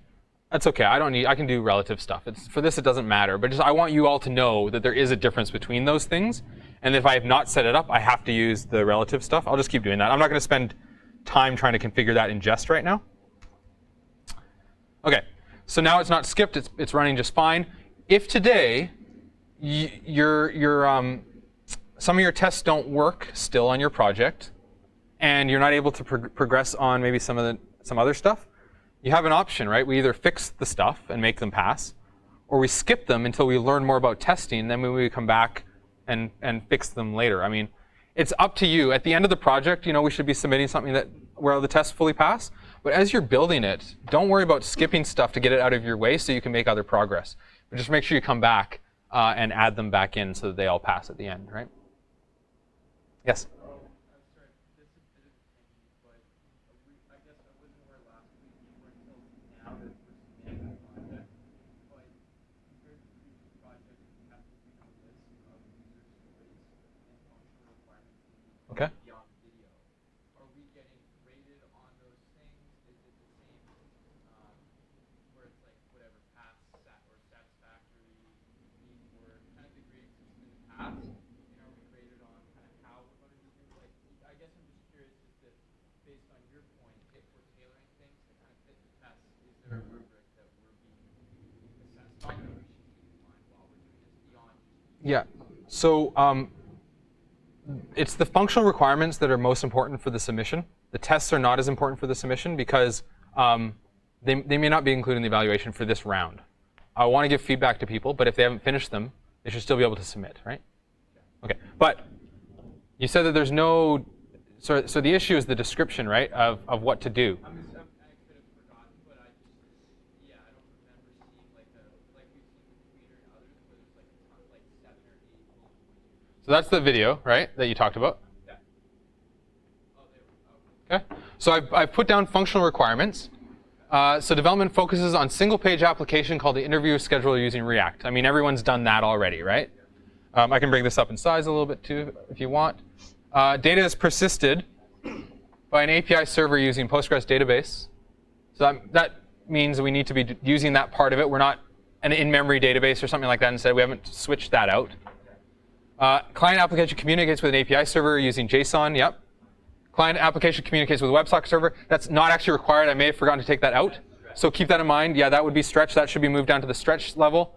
And jest tests are used through the development of the project. So I would expect that the tests that were in there, the first like 3 test files, those should at least pass because those were there and they should have, right? But all the new tests that we're writing, that is a little bit. Don't worry about it as much. Okay. Interviews can be booked between Monday and Friday. So here's the list of stuff that I'd like you to check first before you submit. And I think this covers everything. But if I did miss something or if it seems like too much, let me know. No, sorry. Yeah. I forgot that, or I guess I didn't see if there was a project page. Cool. Yeah. And this is actually accessible when you click on this thing here. Any of your pages, when you click on this, this is what we're getting. You don't have to go to that last activity. This is the thing that shows up all week here at the top. This is this one. So when I click on this, I'm given the video and these requirements here, including the technical specifications. Oops. Come on. Yeah, there. And that WebSocket thing should go down into specifications that are stretched for this, okay? This one's up here. Client application communicates with a WebSocket server.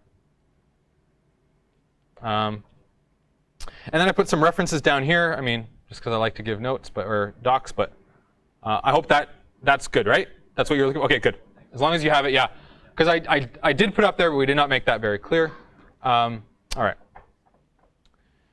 So now we're satisfied. I mean, this test here, there is a built-in sort of test, right? I've actually finished this test, technically, right? I have a setup phase, right? Where is that? Mount the component. The change of state is going from unmounted to mounted. That's the change that I'm trying to observe. And the verification is that my test runner doesn't crash. There's no errors thrown. If I want to, and I'm not sure if this works, I could always say object no good, right? And then, so we know we can't write objects in React. I shouldn't be able to render an object like that. So then I get my test error back. Should render without crashing is not passing anymore.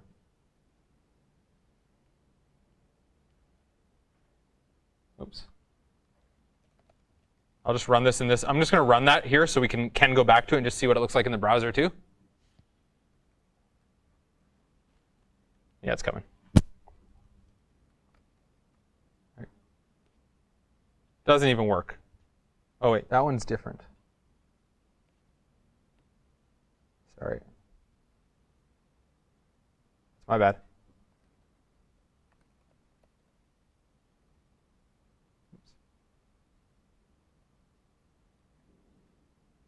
Okay, that's better. So now, this is what we get in the browser is this crash. Objects are not valid as React children. Yeah, I did that on purpose. In here,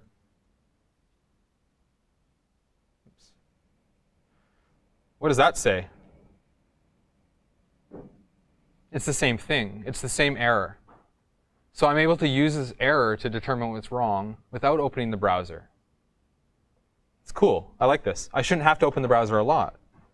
I should be able to just go in here, fix my problem, run my test. Now it passes again. Okay. So what I want to do is I want to write a feature where there is a button. And when I click on that button, I want it to, actually, no, you know what, we'll go a bit simpler first.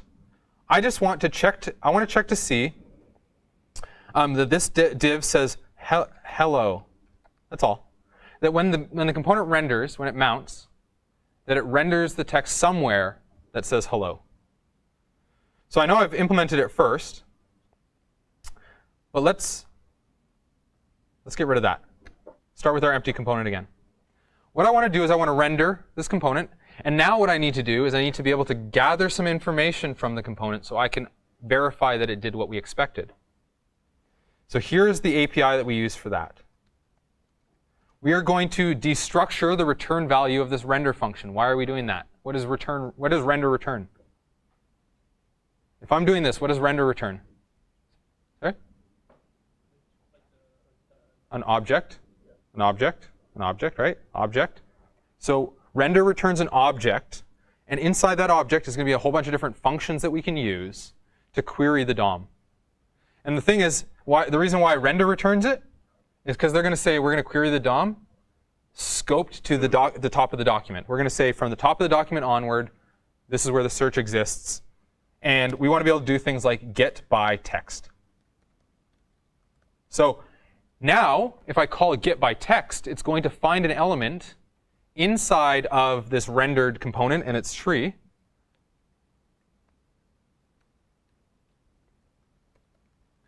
Oops, oh, come on. Expect get by text. Okay, so this is an element here. Hello.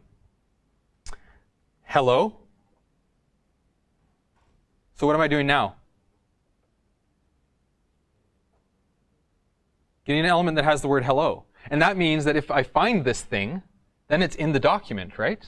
If I'm actually able to find something that has the word hello in it, and that thing exists, I don't get like null back or it doesn't throw an exception. Well, what that means is that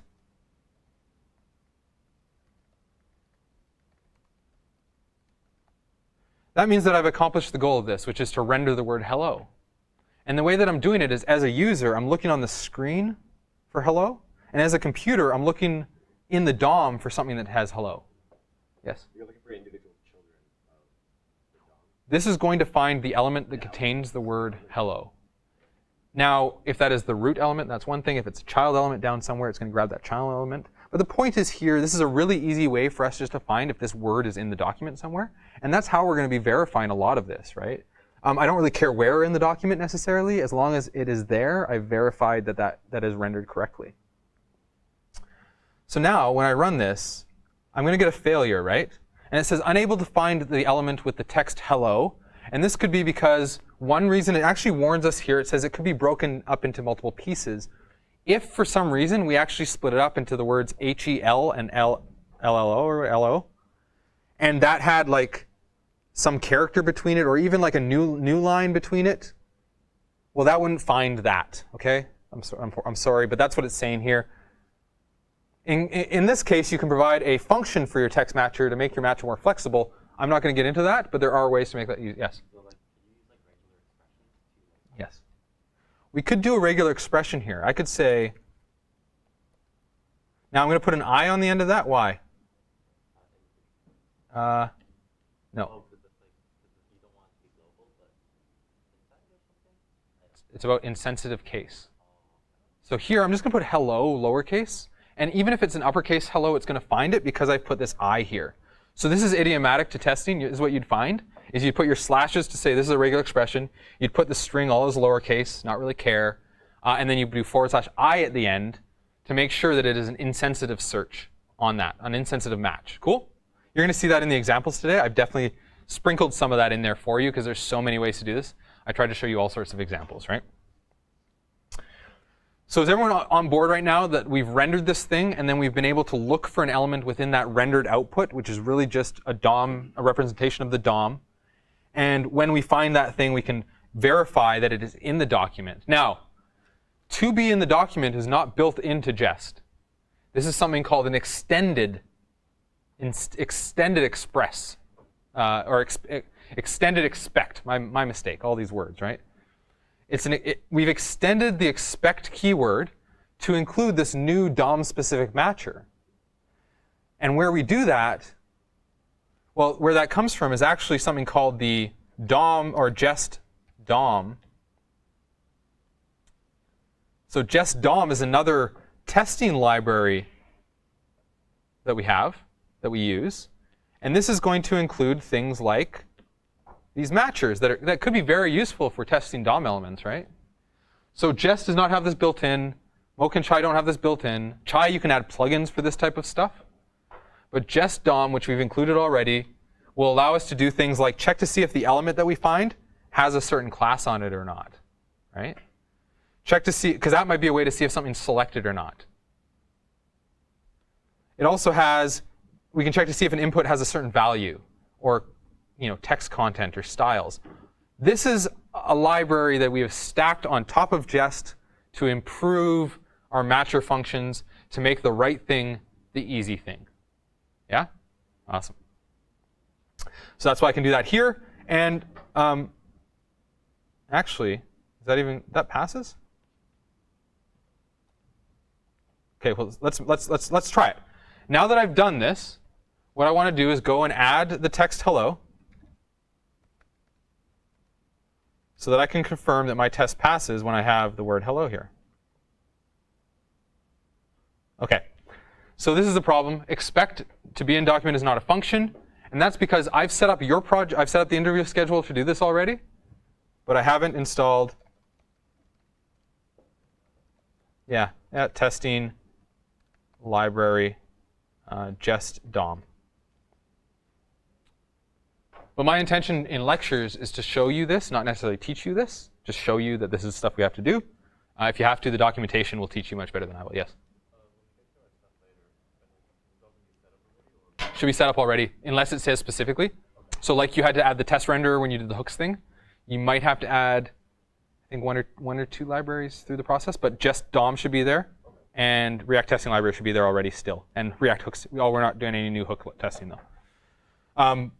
So this here is now installed, and what I have to do is I'm going to, let's see, they say, so we can either do a test setup file, or can we put it in our configuration? I'm going to do a test setup, because that's what I've done before. So this thing here, which is Jest DOM, extend expect, is the library.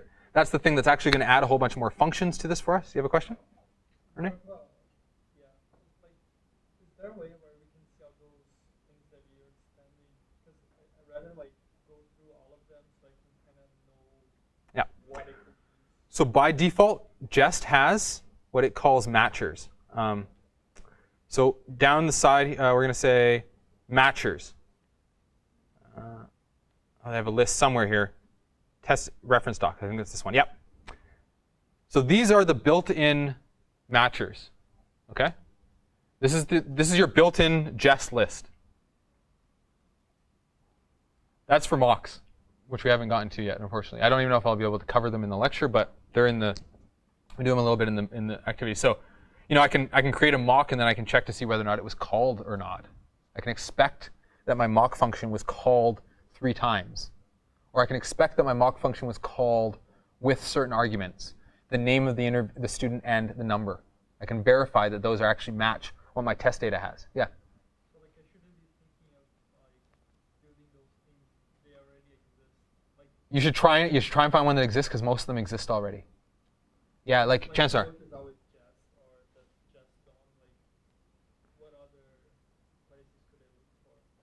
So if we were going to do API testing, I would use a library called supertest. And it would do things like expect status code 200, that kind of stuff, right? I could extend my matchers to say expect response to have status code 200 or to have body data, blah, blah, blah. Those extenders exist out there as well. Is that cool? Yeah, like these helpers are what makes it easier. We have to go look for them. Lots of them exist. And if you can't find one for something you're trying to do, chances are there's an alternative. And if last resort is writing your own, but that's very last. I haven't had to do that, so I don't. Yeah, I mean, there's also what they talked about with this, where you can actually start to customize these things. So you can, for example, on a mock function, instead of saying to be called, you can actually grab the object and look at all of the data that was tracked on it, and do very specific investigation into it through your own JavaScript function that you write right inside the test. It doesn't even have to be some library out here that provides that.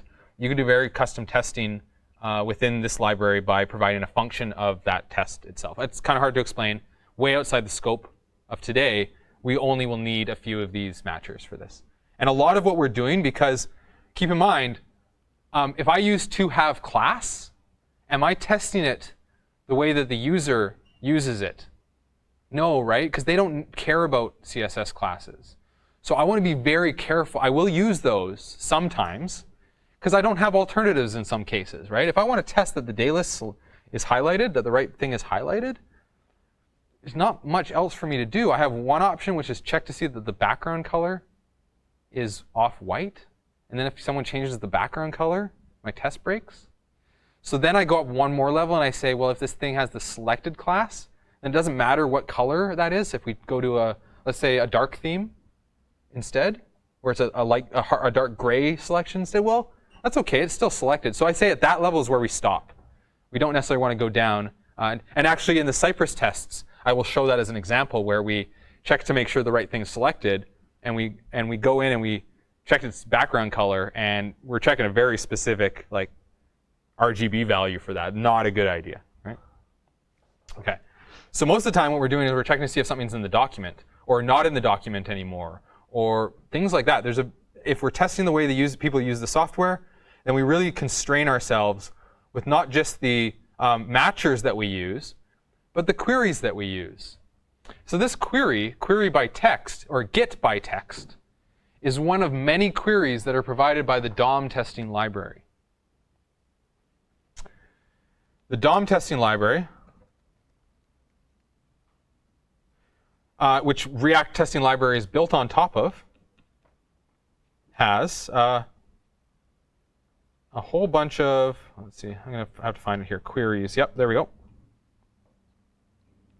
So queries are broken into two concepts, variants and types. There is the get by variant. So get by, anything that starts with get by, that one is going to, or get all by. These ones are, what's the difference between get by and get all by?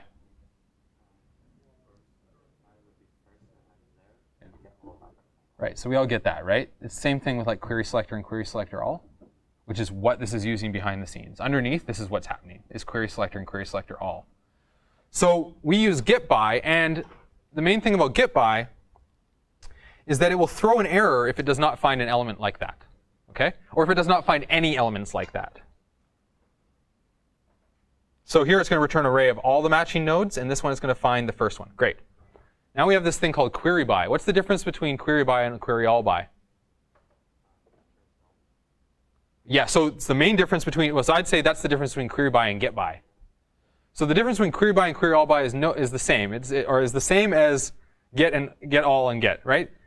But these things, there's all these different combinations that we're going to use. So we have 6 different types, or variants, let's say. We have 6 different variants, and we have 1, 2, 3. It's probably easier if I just do this, right? So, where is it? It's on my right side usually. Here we go. So these are my variants. 6 variants multiplied by 8 query types. Gives us a lot of options Okay. So we're going to combine something like get by with a query. So get by text, that's where it comes from. Now, all of these functions, all of these combinations of functions, I looked at the code. It's actually quite interesting. They create a bunch of these functions that know how to do these different behaviors, and then they compose them all together and export a big object of all of those functions for you. So all of them are included here. I can do that as well. Okay. Now, I'm going to warn you right now, but I can't go into detail on it. I can also do up here. I can do query by text up here. And I can import that from the testing library itself. There's a major difference.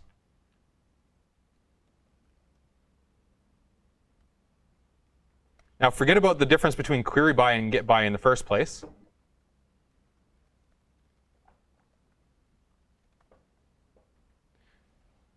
If I use the version that was returned here by the render function, it's already scoped to its container, to the body root. Okay? But if I import it from the top up here, it does not know where to scope it. I get to scope it wherever I want. I could say from the very root, which is what I'm doing right now with this container that gets returned from render. It actually tells us here's the container that I used. I can actually use that here to scope it. Okay? Now, if I decided to do get by on both of these, that's kind of a problem, right? Because now I'm importing this locally and I'm using it as if I'm passing a container. It doesn't work that way. So this is a pitfall.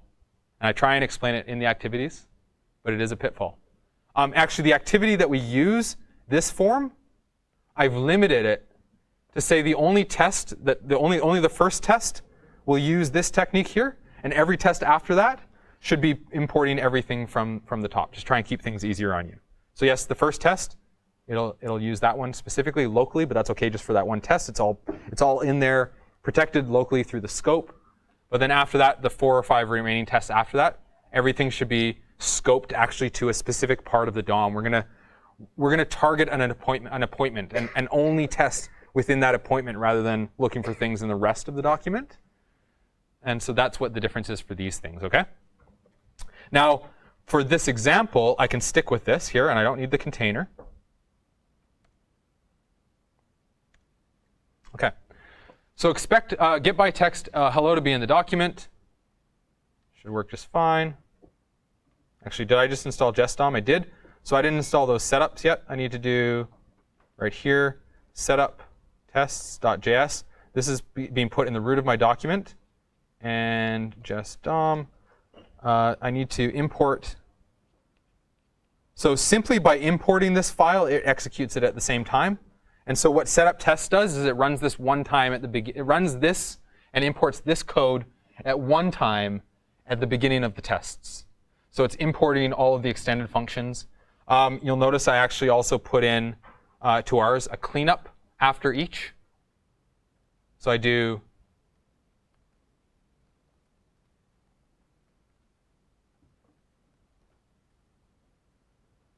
React.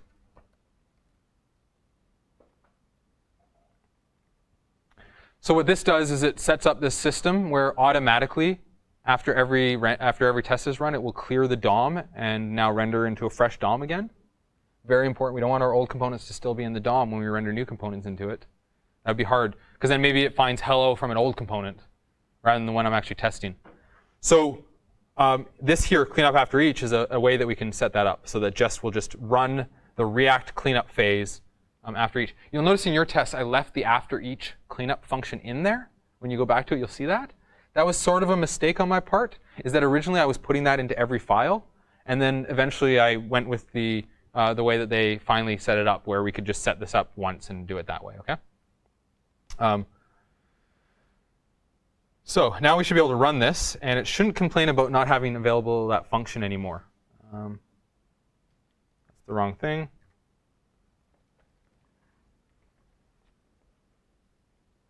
All right, what's it failing on now? Set up tests. That's this test setup file. Setup files after env. I think that's what we want.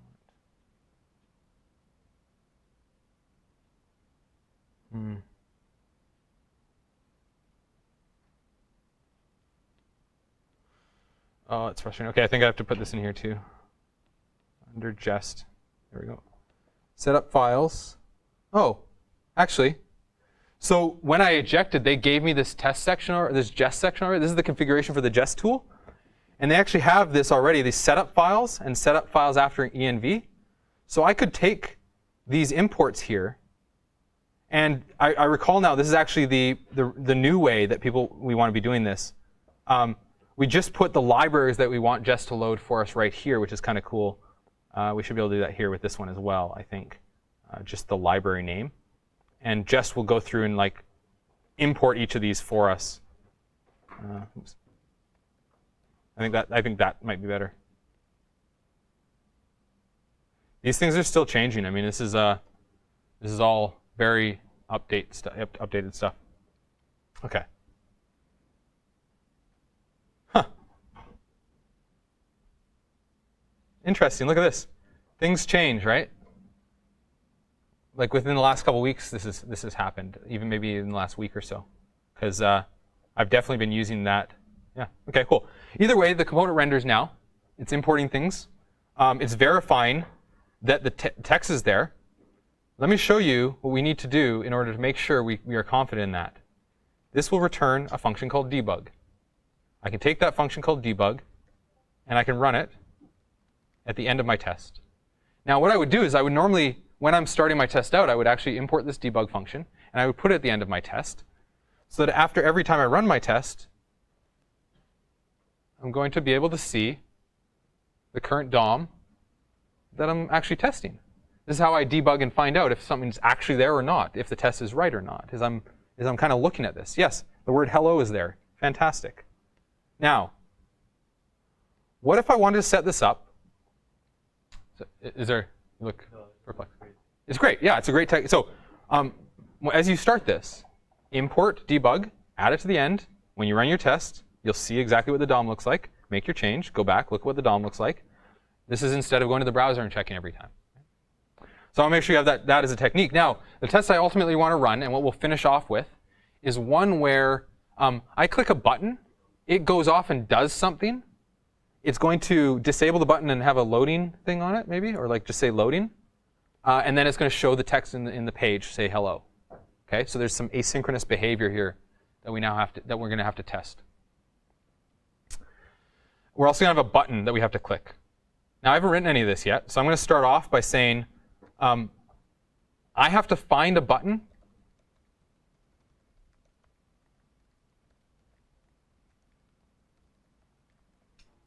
if my button has the text submit, then that should work for me. Cool. That's my button. What do I want to do with the button? Click it. Check for click. Click it. Yeah, I want to click it. Because I've already set up my thing, which is I rendered the component. I expect there now to be a button with the word submit. And when I click that button, I expect it to do some change. So now I'm in the middle part of my test, which is fire event. Cool. Dot click.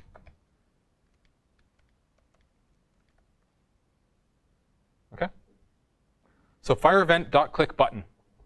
And I actually prefer to do it this way.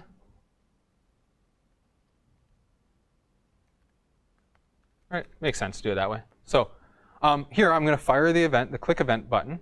Now, I still can't test that, right? Because there is no button. So it's just going to fail at this point because it can't find that thing. It's going to say timeout looking for this thing. Because we all understand a timeout. Timeout meaning it'll look for 2 seconds, 3 seconds, 5 seconds, I don't know the exact number.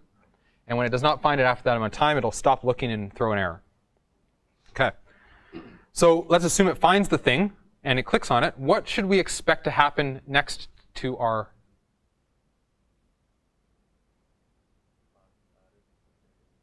right? So maybe we could say expect get by text loading to be in the document, maybe. Well, so that's first, right? So I'm going to check to see if loading is there. And then maybe I'm also checking to see expect get by text loading to, and now here I have to think about what sort of a matcher I want, right? Because what I want to do is check to see if it's disabled or not. So if I switch this button over to loading when I click submit, so I'm going to actually change the contents of the text to submit, or to loading after I submit it. So I should be able to grab the button with the loading, and I should make sure it's disabled. So maybe I go, sorry? I hope so, right? So just DOM, because that's the first place, not just Doom. Just DOM is the first place I'm going to, that's the first thing I'm going to look for this. And great, right? So now we can think about that and say, yeah, I expect it to be disabled. So now I expect it to have a loading button, no more submit button, and maybe, if I'm really paranoid,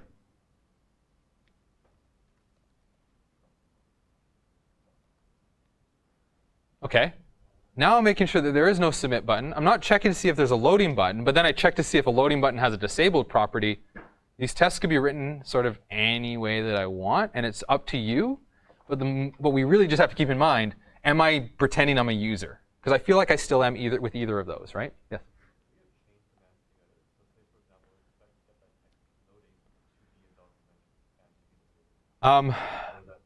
With Cypress 100%, I haven't tried it with Jest before. But with Cypress, we will be doing that.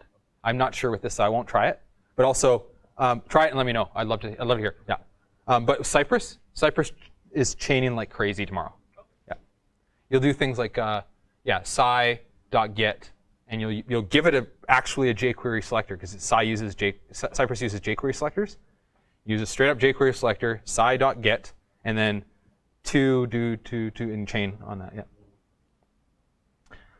Okay. So I think this is kind of still working. I think we should fail. Let's see. Yeah, good. So it's failing. Unable to find the text with submit. Okay. What do we want to do after a little while? It's going to now show the text hello, right? After I've clicked the button, it's going to wait a little while. It could be an API request. I'm going to implement it with a set timeout. But it's going to take 2 seconds. And after 2 seconds, or let's say 1 second, it's going to delay for 1 second. After 1 second, it's going to set the state, which is going to update the component, which is going to display that hello text.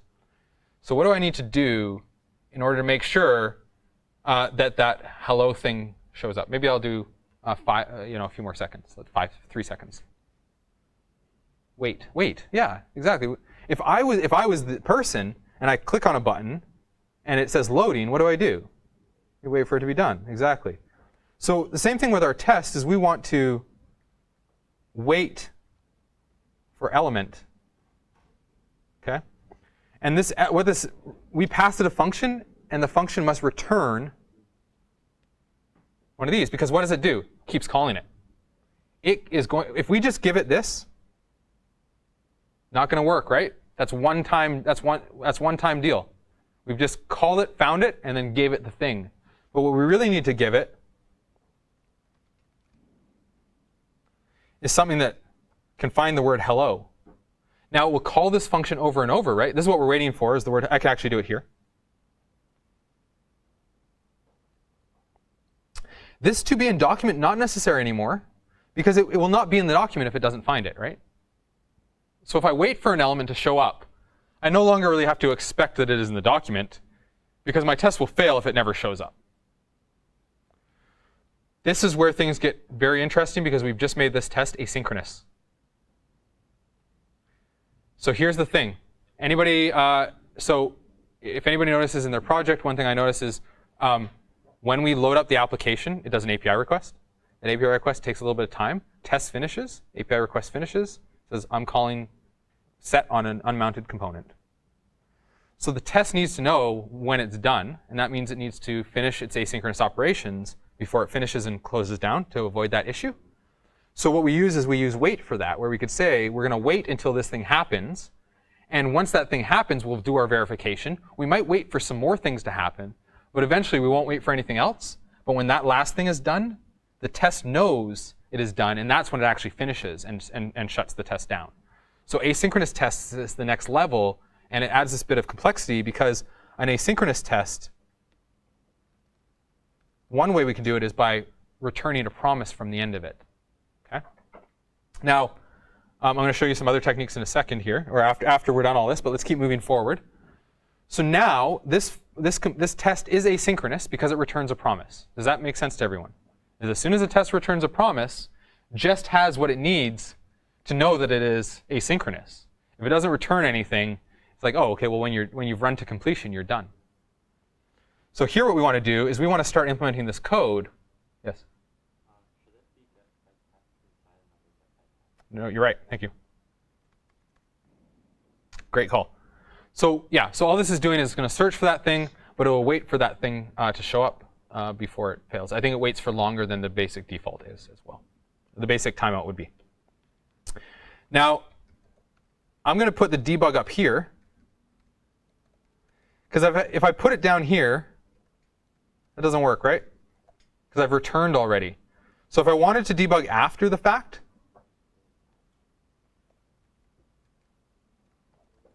right? I could do it. I could do this here and chain it in the promise. Okay. So now I debug before I wait, and then I debug after again after I've gotten that thing. Okay. So let's start implementing this. The first thing we need to add, well, we'll do a message here. It's going to start off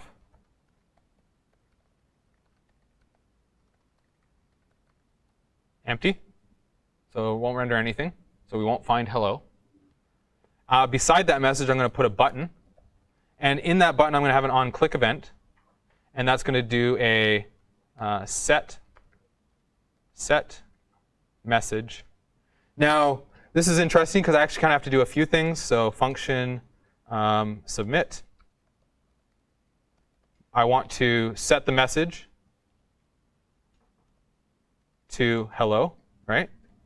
When I submit it, after some time, I think. So here we'll do timeout, yeah.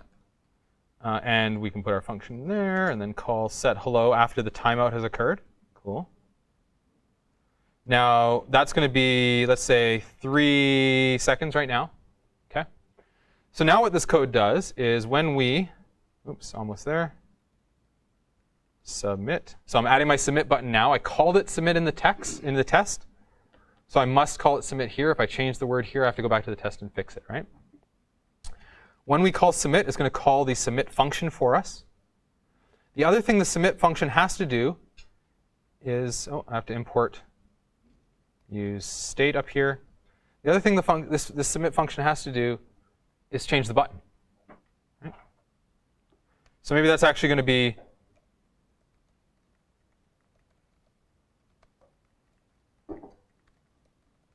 that's my button text. And so instead here, this is going to be the button goes down.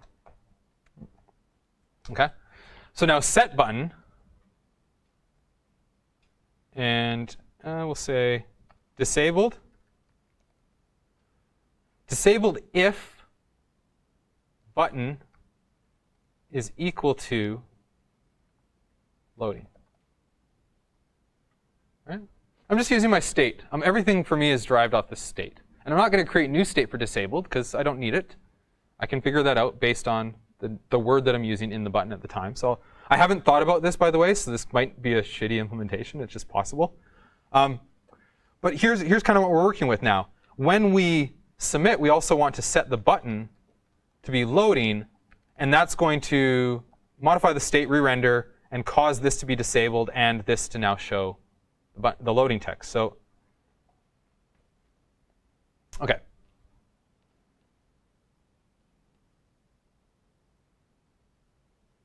So here, it's saying expect. Okay, so I click the submit button. Expect submit not to be in the document, but it's failing that. Oh wait, here's a good point.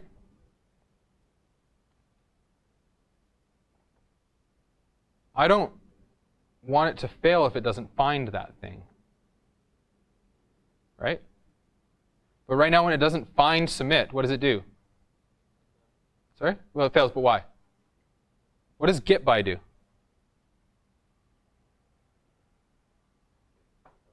Or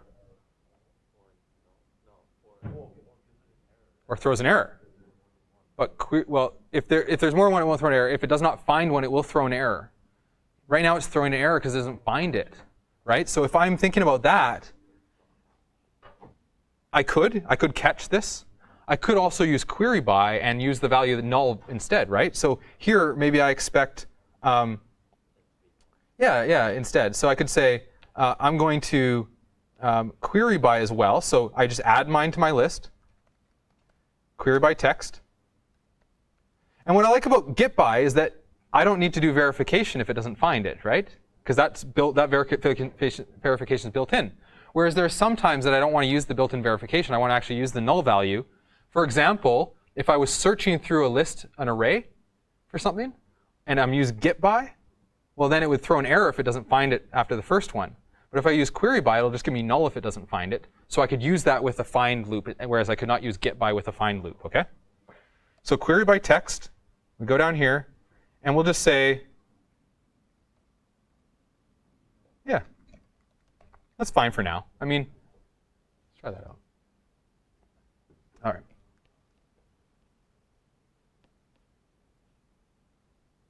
OK, so it's still not working, it seems, right? But I've at least got that should be true. So why is that not true?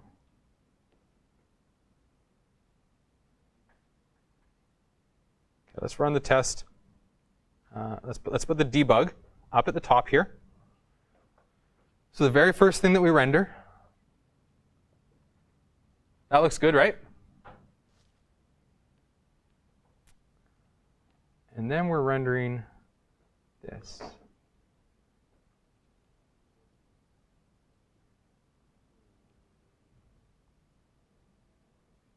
I don't know. Let's see.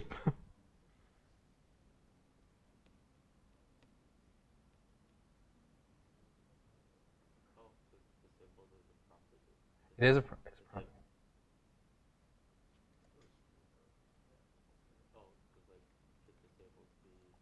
It's kind of embarrassing.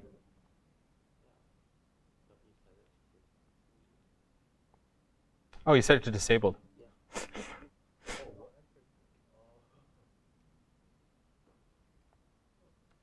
Try something like that. Gross, right? But you know what's nice about this is that if I build a component like a button, I only have to think about it at that level. My button can take a disabled true or false property. I can change the way we work with this HTML, make it more consistent. That I don't run into things like this, right? I like that. Still no. OK, let's see.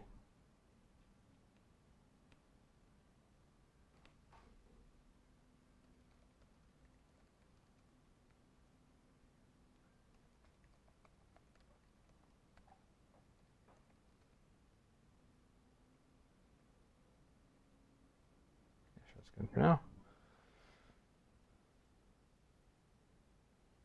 OK, so not disabled, now disabled. And if I do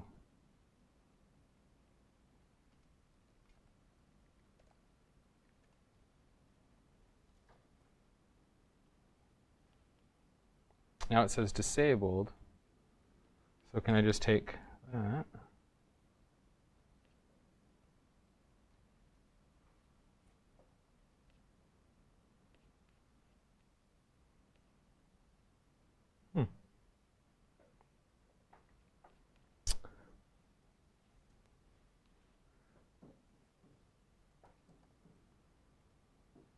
Does the test think it's disabled? Good. OK. Well, at least the test is telling me that it is disabled, even though I haven't seemed to figure that part out yet.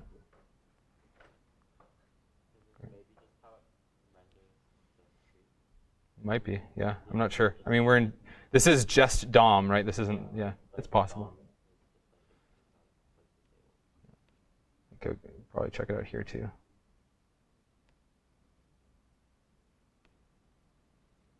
Oh, that's much nicer, yeah. Cool. So, I did that. Awesome. OK, so we do that. Should fail. Oh, actually. Yeah, you're right. Thank you. Okay. So this should now fail when it tries to match the text. Won't find anything. It's taking long now because it's waiting, right? And then here we fail because unable to find the text with that. So this is kind of, this is now showing that once we get into things that change over time, that take time, we do have to start to think about this wait for element. We can also do wait for element to removed or something like that. Wait for element and wait for element to be removed is another option. So if you're trying to wait for something to go away, like my saving, I could do that, and I might do it that way instead, right? Wait for element loading to be removed. Question? So is there like a default wait time for the debug? It's built short, in. But I think the wait for might be 5 seconds, and the timeout for looking for something might be 2 seconds. That sounds like, but I think you would change them. I like your tests, you'd be able to configure that probably in the package JSON as a test option under jest somewhere. You'd be able to say, like every line within the debug or the test, it resets that timer. Yes, exactly. Yeah. For each, because there's a lot of things here that it needs to find the thing first, and the web is inherently like asynchronous, right? Like some stuff takes a split second more sometimes, but it's only a split second more. So they built in this 2 seconds worth of like flexibility, right? Yeah, for finding something. So I want to show you before. I know this is taking a long time. Before we finish this off, I want to show you. Wow, I never plugged this in. I wonder which will die first, me or this. So here's one more thing I want to show you. I want to show you how to do async in the way that this is the first test you're going to write async is going to look a lot like this. It's going to return a promise. Okay. The old technique, which I didn't even, you'd call done when you're done the test. This is an old callback style, which we're not even going to get into. So 2 ways to make. So here you'd do something like this. Now this is kind of mixing metaphors, so it's a weird piece of code. But the idea is that by the very early way for Jest to do this is through a callback. So Jest gives us a done function. When we're done, we call that, and that tells Jest that the test is actually complete. But we don't need to do that if we return a promise, because Jest can identify that a promise was returned and understand that when that promise resolves, then it needs to resolve the next thing, resolve the next thing. Once that entire chain is resolved, then the test is complete. But then we start to get into method chaining, where our first asynchronous operation, we have to chain basically the rest of the test onto the end of that promise. This promise does this, and then wait for this, and then wait for this, and then wait for this. We're going to use the async await syntax for the purposes of testing today. Okay, but I still want people to really practice with their promises, because promises, you can do promises and not even think about async await, but you can't do async await without thinking about promises, because they're based on it completely. Yes.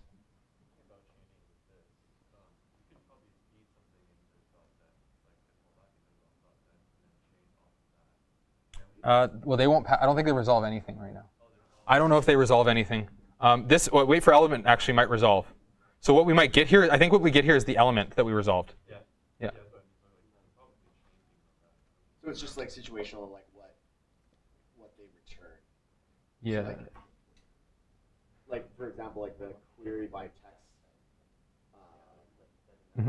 If it didn't find it, it would return null, but it might reject it. I'm not sure it rejects or resolves. But there are potentially some that do return like the specific thing that they found. Yeah. Well, actually, all of these do. All of these end up returning the thing it found if it finds something. And if here, wait for element, what it does, what's special about wait for element, is it will resolve the thing that it find if it does find it. So we'd be able to grab that hello text here. Now, the third way I'm going to show you is async await. And so there's two very important, so there's two keywords we have, async and await. Instead of chaining this like so, actually I'll keep my debug in here just to show you that it'll still work. So I want to do my debug after the wait. So with async await, I get to use this syntax here. If wait for element or anything returns a promise, when I call that function that returns a promise, I put the await keyword in front of it. This function will not run to completion. So, well, JavaScript knows now that if we get to this point here, that we should stop running this function at this point. We should wait for this to resolve, and when this resolves, we will continue running the code. And this actually is based on sort of a concept of generators and yield and all that. That is way outside of this, okay? So, so we'll just learn how to use it. We don't know how it works. But this returns a promise, so I can await in front of any promise. Now, whatever this promise resolves to is actually, technically returned. So let's say I have some async promise operation. And what this does is it takes a little while, but it adds the number 1 and 2 together. So it resolves to 3. Cool?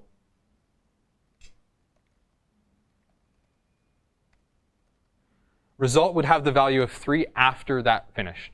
And then the next line, I would actually be able to use result.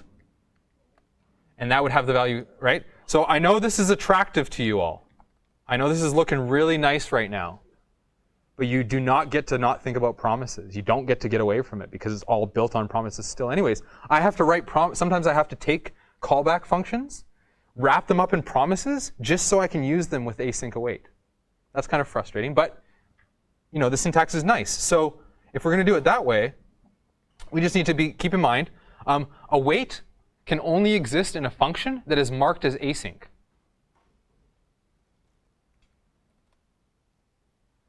Now this function is async.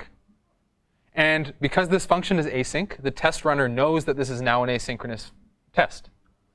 So that's the third way to do it, is with async await. And you're going to be practicing this today with one of the sets of tests. You're going to start with a promise. You're going to chain it to do an expect right in the then clause of that promise. But then every test after that, you'll use async await because chaining those promises. I didn't want that to get in the way of learning how to test. Is that cool? OK. Let's double check that this works the way that we expect. So there's one more thing left. I need to make sure that this actually goes back to, well, it's going to say hello here. Maybe I'll just go back to here. I'll say after 3 seconds, we set message or set button, back to submit.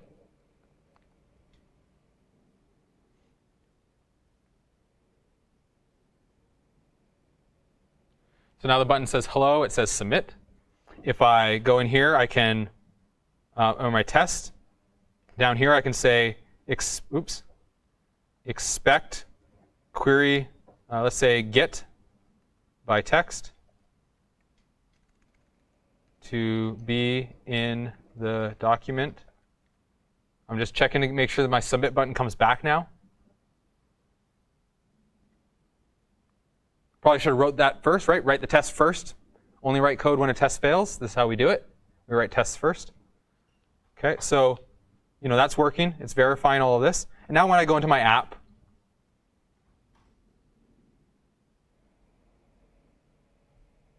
right? Any questions about this? I know I went way over. I probably spent a little bit too much on the earlier stuff overall. But I wanted to talk to you about it, so thanks for being patient and going through all this. Cool? No questions. I know it's a lot. I went through all the assignments yesterday for today, and I did make the curve a little bit shallower. Yeah. But please reference these documents, because there's just if I just included all of this stuff in there, then it would just be the documents, right? So you still have to kind of go, like when you want to build, the hardest part is figuring out which query do I use and how do I match it. Like that seems to be the hard part. And the documents here along the side, this is where I learned this is where we're gonna have to spend our time, is just in these documents here, and then also these matchers on Jest and with Jest DOM as well, those matchers here. Okay. Awesome, everyone. Thanks a lot.